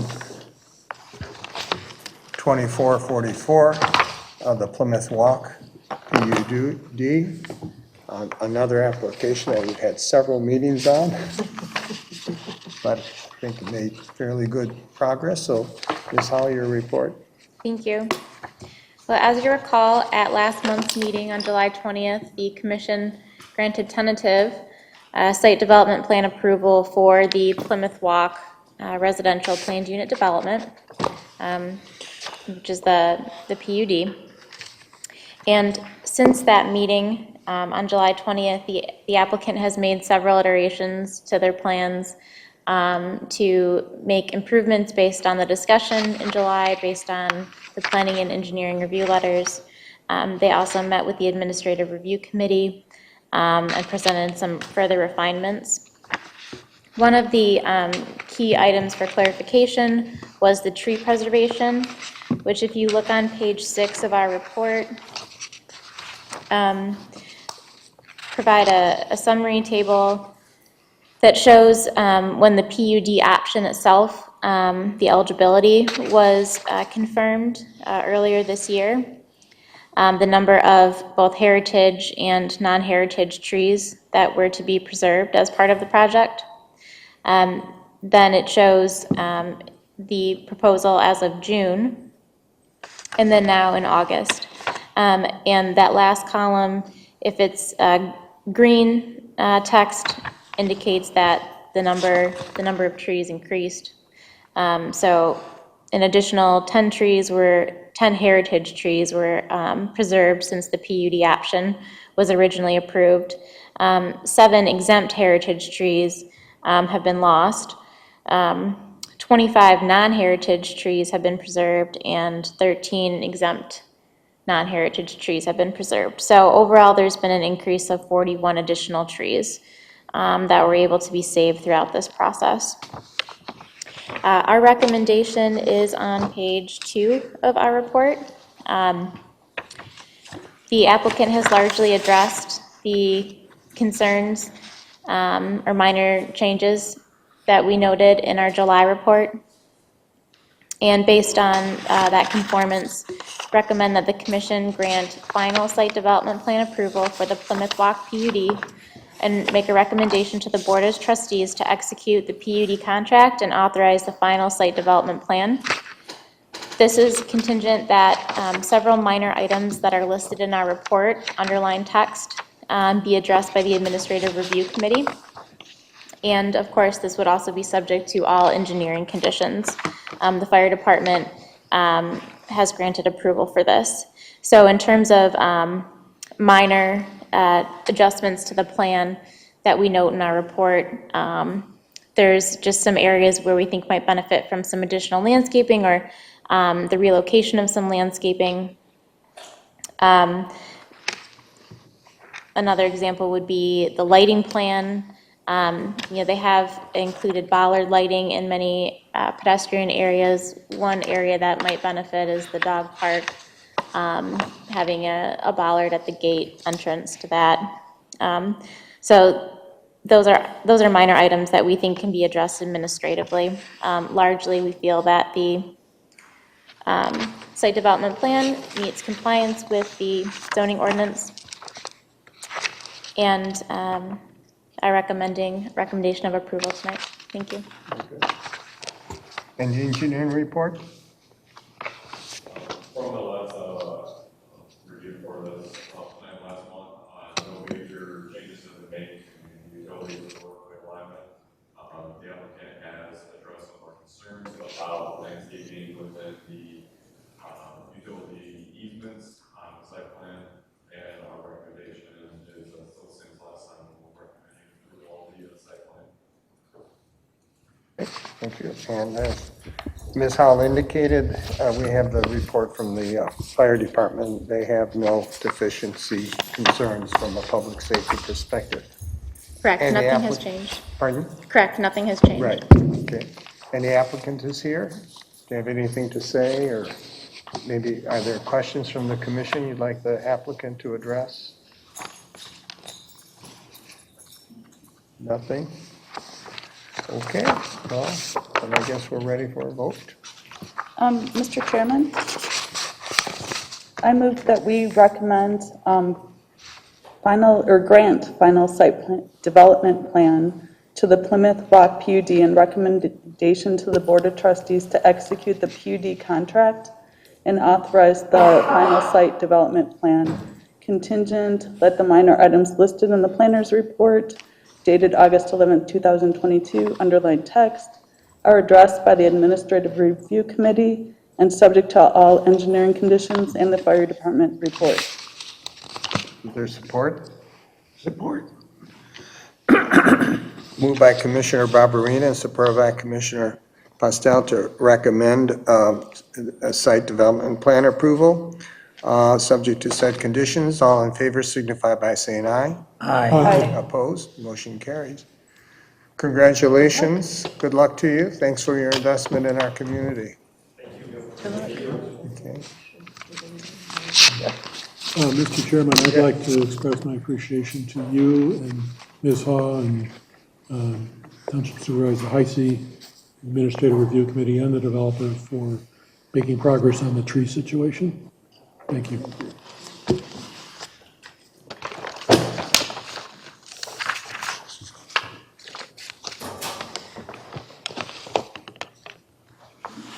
Application 2377, the Home for Mom and Dad Assisted Living Facility. And Ms. Howe, your report? Yes, so as you recall, this project came before the commission over a year ago, and then for tentative site plan approval, which was granted. And then since then, the applicant had asked for an extension, a one-year extension, which was also approved. And within that 1 year, they have been able to file for final site plan consideration, which is for phase 1 only. This is a 3-phase project. The first phase is an assisted living facility with 20 beds. The second phase is another 20-bed unit facility, and the third phase is a potential medical office building. Any future work on the site in phase 2 or phase 3 would require full site plan review and have to come back to the commission. So just looking at phase 1 at this point. And they have addressed a number of the items, the conditions from tentative site plan review. Specifically on page 2 of our report, the dimensional standards. The zoning ordinance does have specific standards for the square footage of dwelling units in assisted and independent living care facilities. So there's 350. There's a 350 square foot minimum for studio, 500 square foot minimum for 1 bedroom, and a 600 square foot minimum for 2 bedroom units. Their units, which are a mix of primarily 1 bedroom and then 3 2-bedroom units, are considerably smaller than these minimums. This is a proposed assisted living facility as opposed to independent, so there are no kitchen facilities within the units. That is shared communal space, and this is specifically a memory care facility. The last couple paragraphs on page 2 detail the discussion that was originally had by the Planning Commission in 2020, where the consideration of some of the communal spaces, including the great room, the dining room, the activities room, and the family visitation room, which are just over 2,700 square feet, could count towards some of that, could offset the square footage minimum for the units themselves.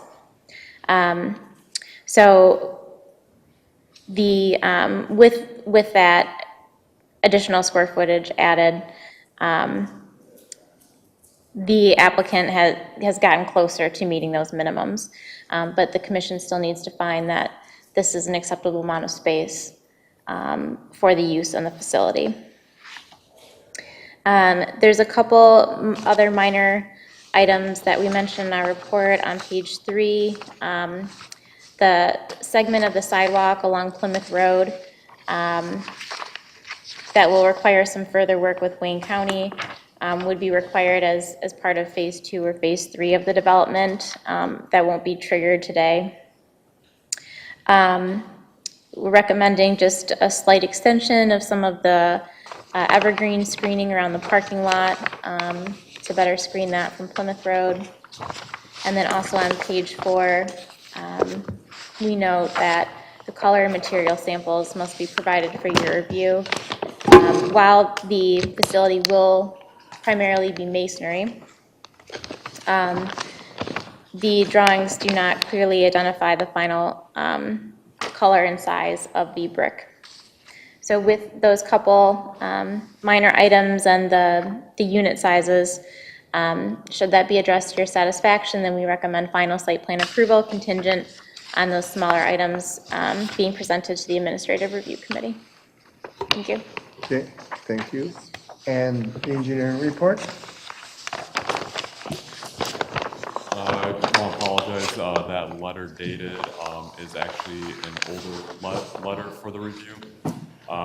We have actually revised a review letter dated July 7th as our latest review for this project.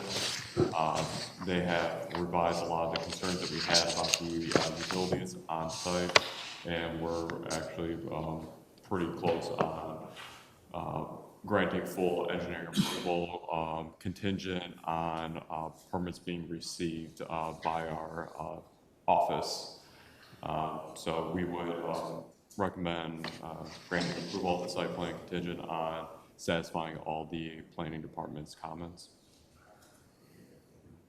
The applicants received the report from the fire department. They found no deficiencies from a public safety perspective. And the applicant is here? Okay, come forward.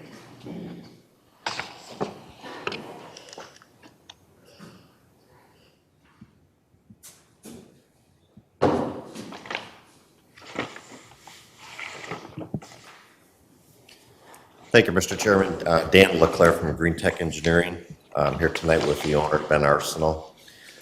He's going to be the owner-operator of the facility. We're here tonight to request final site plan approval for this project. As the engineer mentioned, there was a newer letter that we had addressed most of those comments. Right now, the status of this project is we have all of our Wayne County approvals for the road and the stormwater work. And that's discharging into the Rouge River through the back portion of the property. We're out for our water main permit from the state. We're anticipating that we should be getting that in the next couple weeks.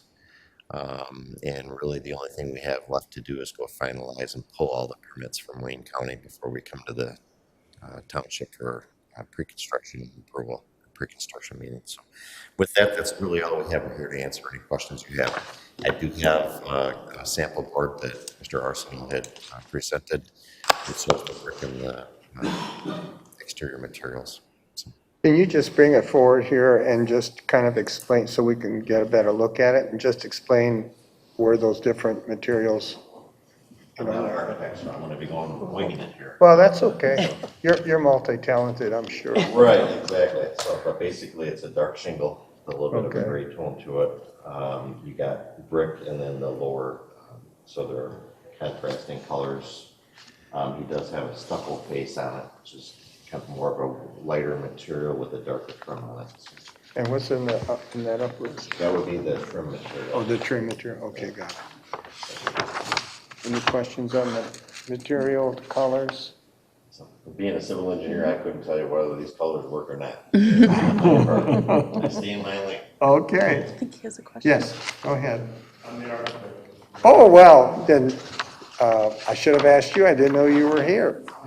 Do you have any? I'm sorry, I didn't see he was back there. Do you have any? Dan does a wonderful job. We live alone. Well, maybe you could tell us a little bit about the engineering, and then it's, No. Okay. No, but we should have the rendering. Yes, we do. We like to see the materials, just to see. So 95% of the building is brick, and the only place that's really not above, we already got one roof above another, so forth. So, and it's a combination of brick and then this material is a split face CMU. So in the rendering where you see the bands on the elements that project outward and the peak roof, those are the acts. Two different colors CMU. And those are standard bricks. They're not they're not a 2-inch brick. They're a regular standard brick. This is the regular size brick. CMU is concrete masonry unit. Right. So it's a split base, and it's an alternative band of 8-inch and 4-inch and 8-inch. Trying to do that to give it more of a sandstone kind of look.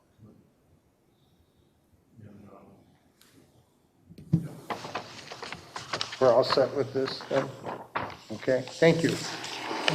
I'd just like to comment on your elevations. I think this is a very attractive-looking building, and I congratulate you on coming up with something this creative. And then I have a question on the use of some of these rooms, so I don't know who best, the owner-operator probably. Maybe you can come up to the...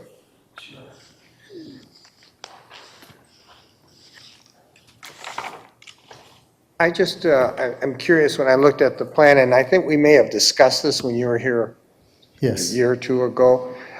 So what is going to go on in the activities building? I know the great room, let me explain what I think happens, is in the great room, that's where residents will come together and watch TV and do those kinds of things, and what goes on in the activities room, Activity and then the rooms. family visitation room? Yeah, basically, some of those are, we're going to have regular groups, like, recreational therapists could be there, occupational therapists. In the activities room? Yes, like in the back. Usually Yeah, the right, activities yeah, room it's is in the towards rear the of the back end of it, yes. Music therapy, Okay, all the therapy that you can think of. all right. And then the family visitation room, is that used truly for the family to visit with their loved ones, or is it primarily for your staff where they consult with family members? Usually the family would like to meet in their rooms. Okay. Majority of times they come and they see, you have to remember, majority of our patients need assistance. They can't just walk by themselves. Some of them, they have walkers and stuff. So these are memory care kind of type of residents that we're going to have. There's nobody among them that can just go out of the building. They need, they need assistance, or the family has to be there with them. So so it is truly a room for the family to meet with the individual. Right. And then I have another question. I'm not sure if this is still true, but you have this, you titled it a courtyard, an area where the residents can Well, there is the courtyard. We don't have like a centralized courtyard that was suggested like in the middle. Yeah. Because what's the use of having, a nice surroundings with trees and all that? We're just gonna encase them in a square without seeing all this nice scenery outside. What we have is what do you call it, a patio outside. It's a big size. I can remember the size of it. They can all go out there. But they're restricted, right? Pardon me? They're restricted. They're The family has to be there, or my staff has to be with them. They can't go out by themselves. And the fence is decorative? The fences would be, they're all fenced out with gates and all that. But they're decorative fences? Decorative? They're decorative, they're not chain link? No. We don't want to ruin the appearance of the building. We're not going to do that, for sure. So when we had an application before us some years ago, it never went to final approval. The applicant decided to drop out. But it was another memory care unit in the township. Okay. And they had the typical courtyard that was encased by the building. But then they also told us that they were going to be using a combination of vegetation and, I don't know what's the right term, like gazebos with, the slanted roofs, to provide some light shading. Right. Because oftentimes patients that are on Alzheimer medication have a sensitivity to sun. Is that true? It depends on what psychotropic meds they're using. That's my specialty, and exactly I know, what they're talking about. The medication has changed quite a bit. When you're talking about giving the old type of medication called typical type of medication, like Toracin, Mellaril, and all that, they can't be out in the sun. But when the atypical medication came out, Seroquel, Risperdal, and all those, they can all go out already. Oh, okay. The thing though is we're beating the purpose. For me, looking for a place like this so they can enjoy the surroundings. I don't know if you guys are aware where this land is. Very pretty land for someone to be there. And to encase them in a box is defeating the purpose of the whole idea to why I choose this land over the others. Okay, good. Other questions? I have some questions regarding the room size. Yes. So are your residents, are they primarily in bed or are they sitting in a chair? Some of them will be in bed, some will be in hospice. The thing about the size, and even the state requirement only requires, prior to last year, they only require 83 square footage. And they increased it last year to 100 square foot, because that's all they need. You're gonna get them more confused if you give them a bigger room. Okay, so, but you also had said that family members like to meet and visit the residents in their rooms. Yeah. So how are they gonna fit? Oh, it's a lot of room. Like I said to you, most of these places, I do a lot of evaluation. I go to many different facilities. The sizes are like a closet, and they can make a visit there. Just to be clear, these are the size of a typical hotel room. Every one of these is the size of a hotel room. There's a room for a chair, furniture shown in the plan. There's a room for a chair, there's a side table, there's a lamp on the side table, there's a table next to the chair. They've all been designed so that a relative or family member can come and visit with each individual in their own house. Okay, so just like, And all of these rooms all meet the accessibility requirement. Which, by the way, mysteriously is not a requirement.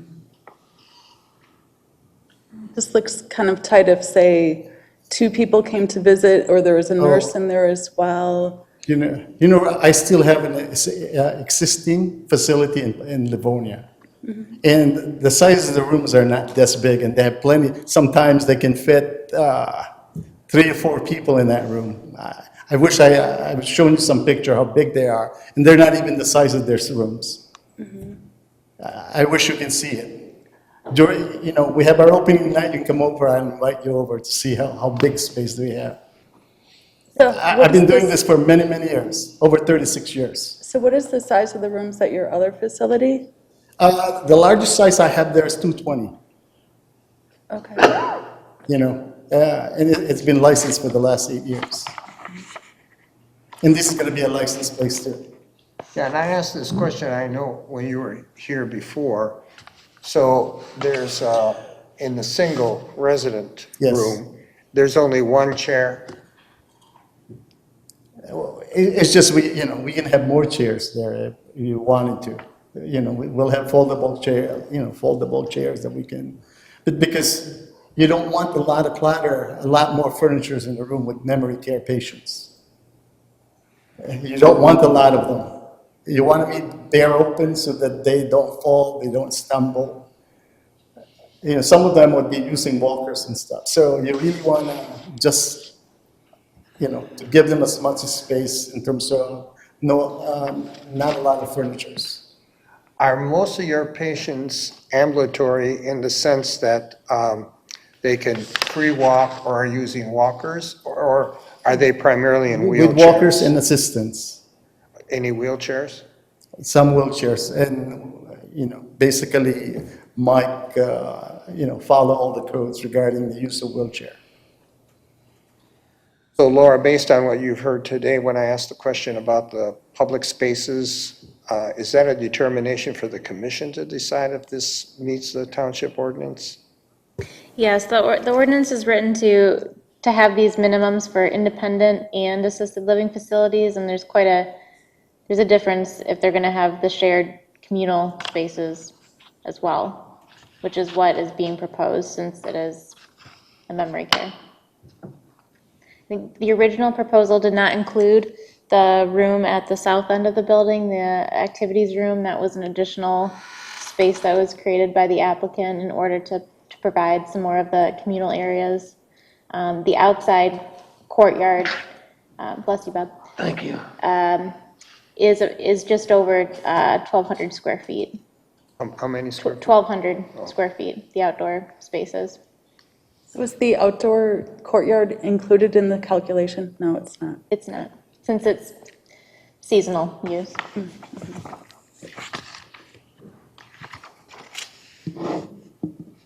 So that's an item for the commission to consider if he's met the requirements. Yeah, I'm not in favor of that portion. The activities. room. Right, being able to use the square footage. I'm not in favor of what? Of using the square footage for the activities room and the dining room into the calculation for the rooms. The rooms don't meet the ordinance as they stand.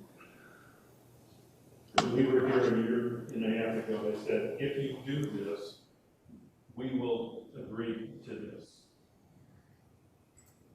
If you added the rooms that you just referred to, that would be, the total square footage would be included in the size of the room. That's what this document I'm just saying it was, the way that the zoning ordinance is worded is not really specific to this type of facility. It is written for the assisted living, but not for somebody who is in this condition. We are applying a set of rules to a function that are not really applicable. Chairman? Yes.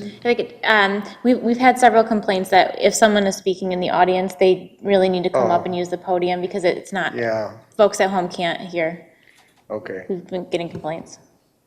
Well, if you have anything more to say, just come up to the podium. So for the people listening to record it, his concern is that he was told earlier that if they added the activities room, that it would meet the ordinance, and the ordinance was primarily not written for this type of facility. Did I accurately restate your comment? Okay.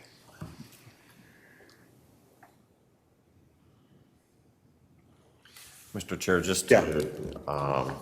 just from life experiences and having family members that have gone through the progression of life, one of the differentiating things about this facility is we always, as an engineer, and we've done several of these, we look at these type of facilities, there's three different. There's independent living, there's assisted living, and memory care. Independent living is more like an apartment. My father was in one of them, and I completely agree with you.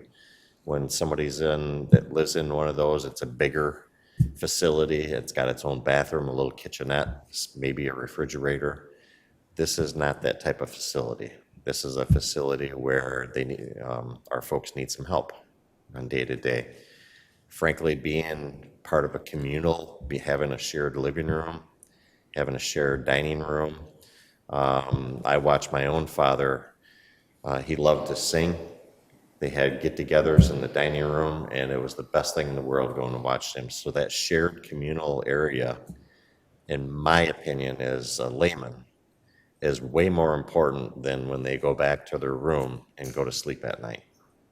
And then, of course, the dementia care is completely different, which this was kind of between the second and third level, where people, my father at one point, he didn't know where he was at, and that was that type of facility. So we think that this type of facility, and as Ben mentioned, being an expert in this area, the larger the room is not necessary. And in my opinion, as a layman, that communal area is way more important than a bigger room. Yeah, and I think there are some members of the commission here that have had similar, experiences primarily with parents.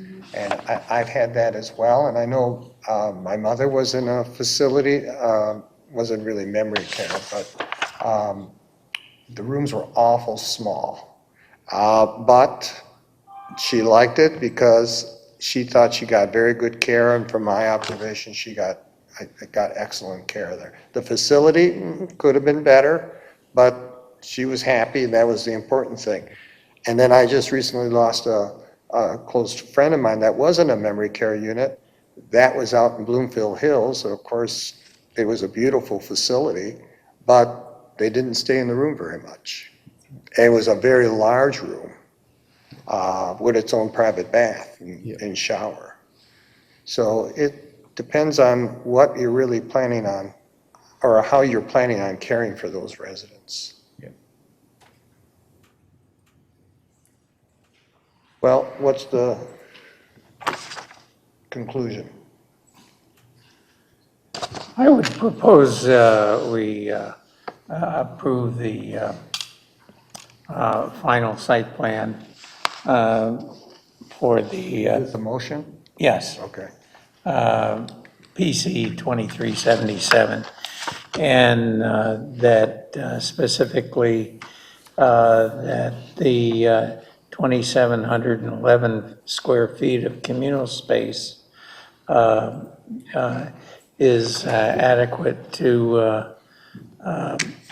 meet the standards in the ordinance, and that includes the great room, dining room, family visitation room, and activity room.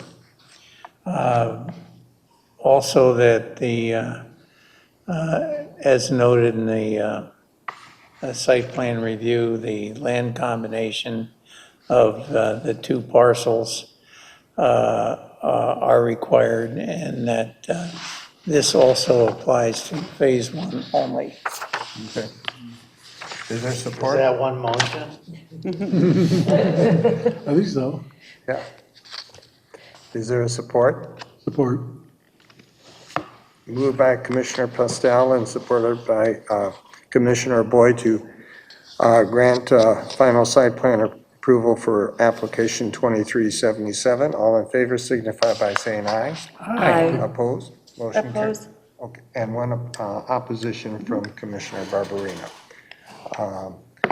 But the motion carries. Congratulations. We do appreciate your investment. And I think it would be interesting, when you get close, before you open it up to residents, to let us know. Because I think if there are other applications such as yours, we have a better sense of how big these rooms are and the One operation. thing I can promise you, that will be the best facility there is. Okay. Because, my focus is to provide them the best care. Yeah. All these other facilities, their patients, staff patients 1 to 12, mine would be 1 to 5, so. Well, I think you're sincere, so good luck to you. I went through that with my mother 3 years in Yeah. assisted living. I know, and that's why I shouldn't be retiring, or the reason I'm doing it is it's my passion. I mean, my wife and I are set, but we decided to put our money in. God bless you. So that we can help Yeah. someone. Good luck. Good luck. Thank you. Thank you. I have almost an embarrassing question to ask that I think people, other commissioners had done this once before. Can I change my vote? On a motion that we On the motion regarding the rezoning on the Plymouth Ridge? I don't believe so. I didn't think so, but I had to ask. I'll look it up in Robert's rules. Okay. All right, with that, we have the monthly zoning report, or planning and zoning report? Yes, just if there's any questions. I saw like the land splits, like there's 5 on this list. Any concerns with them? It just seems like there's quite a few on this report. No, the lot splits and the land combinations, they're fairly straightforward. What was the question? So like, Land I'm looking on splits. page 2 and 3. There's too There's many the town land center splits. PUD, Beck Road, Ann Arbor Trail, Haggerty Road, Corinne. Is there a trend with lot splits in our single-family residential developments? No, that's, lot splits and combinations, whether it's residential or if it's industrial or commercial, they're very typical for communities. I mean, we see them all over. Okay, I just happened to notice 5 on this one, and just wondering if something was going on similar to like the city of Plymouth or... Well, Tim, the one land split on Beck Road, is that the one? So what was the result of that? Didn't they come before your Yes, group? yeah, we approved it. Oh, you did Yeah. approve it? Yeah, if you look at the piece of land, it's, the home is over in one corner. Yes. A lot of vacant land. It was zoned R1E, but all of the surrounding area was R1H type homes. It was an old home that had been basically rebuilt from the ground up. It was built in And the then there's a new 1840s. corner lot. I'm sorry? That home was built in the 1840s. Well, it's interesting, that's what they said in the zoning board, but when you look at the actual listing on Zillow, it says something like 1947, so a bit of a discrepancy there. It had been moved. It originally stood on North Territorial. Maybe that's what it is. So I think that I think there's kind of a speckled history with it. That's, yeah. Location. Yeah, well, the Ken, the township building department manager, indicated it was a very difficult remodel, but I think in the end, the process was difficult, but in the end, the result was good. It's really beautiful outside compared to what it looked like when the I couple totally bought agree. it. But I was sort of surprised that they're selling the house, because my understanding was they were going to live in that house, split it, and then build another house on Yeah, the corner. they said, that wasn't exactly what they said in the zoning board, let's just put it that way. Oh, okay. But anyway, the bottom line is we have a nice home, and I think that's, we'll have another home on the corner, which is, one also, I believe it's this one on Corrine, because I looked it up too. There's there's about a mile subdivision, it's all south of Ann Arbor Road, and it's between Sheldon on the west and Main Street on the east. Those are largely homes that were built right after World War II. I'm basing this on, we've had a number of zoning board issues on this subdivision. They're really nice old homes. Most of them are no basement. They're very small homes, not really compatible with today's market. So what has been happening is there's a couple of builders that are going in there and buying up those homes. In this particular case, this looks to me like it's almost like two lots. Some of these are originally platted as two lots, but there's only one home on the piece of land. Other cases like this one, it looks like this is just one piece and they're doing a lot split. But so what we're getting in there is a mixture of old homes and new homes. And the new homes apparently are selling very quickly. They're selling even before the builder builds them. But I've expressed a concern in the meeting and also to the developer who's doing most of this, that we have to be careful we don't kill the golden goose, because there's a lot of variety in this neighborhood, and it all ends up changing over to these two-story homes with the garage across the front and so forth. It's going to destroy what makes the neighborhood appealing. So just a couple of side comments from my observations. And there are also the town center PUD for grocery store, so that's just your department, right? Not us, number 2419? Correct. That's how the consent judgment stipulates it. Okay. And so it says final stamp issued, so what grocery store? I wish I could answer that question. I can't. The plans, though, are available in the building department if you'd like to take a look. Where is it going? And so it's going right over here, right? Next to Fitness Place. Okay, so in between the two buildings. Yes, correct. There's the grocery store, and then there's another 10,000 square feet or so of retail, spec retail space that's being built by Harvey Weiss, who controls that development. Will that then fill out that whole back area of the shopping center? It will. It will be a complete storefront. Okay, I think there's No longer a super secret store anymore, right? Not? I can't confirm anything. Or deny? It sounds like a lawyer, Bob. Pardon me? Said she sounds like a lawyer. No, the township hasn't been authorized to make it public yet. Okay. I'd seen that there's a wings place, it's called like Wings Galore or some Wings Gourmet or something going in. I just saw it on the company's website. Is that going in, do you know, by like Tropical Smoothie or in the new development? Any ideas? No, I don't know where that one's going. I know there's a, like by, closer to Leo's, I think, there's a flower shop that's going in there. And there's a bakery that's going into where the salon, the Riverbank Plaza where the A salon is bakery? going, a bakery. Okay. What kind of bakery? Just like pastries or bread or? Yeah, more desserts, I think, sweets. Thank you. Any other questions on the report or any comments from the commission? I have one comment. I was looking up on the issue with the Plymouth Ridge development, and it looks like we're missing the Planning Commission meeting minutes from the June 2021 meeting. They're not posted on the website.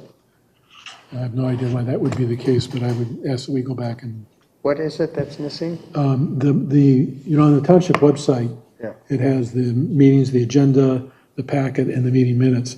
And on the June 2021 Planning Commission meeting, the meeting minutes are not posted on the website. So we just need to go back and post them. Are you able to check into that or? I just shut down a second ago. You want me to reboot and look? No, I'm on there right now. It's June 16th. It's not showing a link there, but I'll confirm with the IT department if they just Yeah, need to add something here. The reason is I was looking up the last time a Plymouth Ridge developer came in with their proposal last summer that was ultimately turned down by the Board of Trustees. I was trying to get a bit more background, and I couldn't find that meeting. Any other questions, comments from the commission? Any update on the master plan?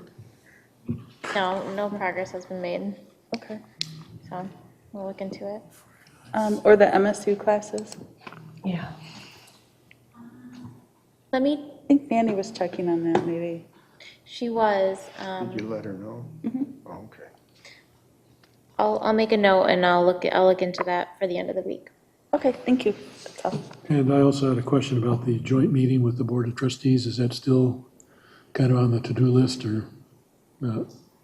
Well, if the commission would be interested, then perhaps a motion to the supervisor's office to initiate that would be appropriate. Maybe good with the new with the new trustee as well. And what was the purpose of that meeting? As I recall, you guys had a meeting like this last August. And Yeah, it didn't go so well, though. No, it didn't. I wouldn't repeat that. Yeah, but it's been on your follow-up list all along, and I just wondered if you were planning on. Well, yeah, it did. I would agree, Bob. I don't think it went that well, and I think the initial thinking of the commission was that we would get some sense of what their vision was, overall vision for the township, particularly with cluster housing options. And so many have come across the board now. I don't know. I don't know, we can pass a motion, but, I don't want it to be like, well, you If it's promised not to of meet with value. us. I don't know, maybe you have a different sense, but, And if there's a specific, and I think part of when we talked about it before was, to kind of ensure that both bodies are on the same page, but it just didn't really pan out. Well, Bob, as a trustee, do you feel the board has the right kind of feedback and background and history on these issues that come in front of them after they're reviewed at the planning commission? I think it depends. Like I said earlier, there's a certain presumption that, the planning commission has done its homework, and you don't typically see the board of trustees, really trying to, or, superseding what, the deliberation of this body. So I don't think there's any major disconnects. I mean, I don't ever get a sense that something rises to the board of trustees and people are just saying, what the hell are they doing on the planning commission? That doesn't happen. There's a lot of respect for the work that this commission does. But, well, if there's no need to get together, I'm not suggesting that we do anything different, so. I just question how productive it would be, based on the last one. Last one, yeah. Right, in the past, for the new commissioners, we had done a tour, this is probably 15 years ago. We called it the good, the bad, and the ugly. And we rented had a bus that took us around the township. It was like a field trip. And we all went and we talked about That what was worked, excellent. what didn't work, Yeah. what our thoughts were, like what we're trying to achieve, I'd love to do what something like didn't that. come That would be out the way great. we hoped it would. Yeah. That was when I was first on the board, and that was really a good trip. That was, right, that was really good. It's been quite some time, but that was good. I think I suggested that to Kurt or somebody. It didn't really resonate, but I think it would be awesome if we could do something like that. Maybe even in a couple of years, now we have a couple of new developments kind of coming in to Right. see how they pan out. And we could make And it a then pub discuss it. crawl too. Right. Well, it sounds like I a knew there banquet was an call, a agenda wing item back call. there Is somewhere. that your motion, Bob? Well, I think if you've been, a development that's been completed and you see it's really turned out a lot better than what you thought it would, or it really bombed out, bring it up at a meeting or send out an email. I have some thoughts on a couple that I could send you an email on. So, but if we can't arrange Yeah, I'll bring it up, because it was really good. I agree with you, Kendra. We used a senior bus, didn't we? No, Yeah, something. well, I think we used it once, and, Kay is the one that kind of organized it. And then she got I don't know if it was her or Jim Anowitz got the bus from Plymouth Christian. And because it was a school bus, and I think that was one where the trustees joined us as well. You have to post it, Oh, yeah, that's right. that's part of the problem. It was a nice overview. Any other comments, concerns? Move we adjourn. Okay. Is, motion by Commissioner Barberina, who supports? Support. And supported by Commissioner Boyd to adjourn the meeting at 9:12. All in favor signify by saying aye. Aye. Opposed, motion carries, we're adjourned.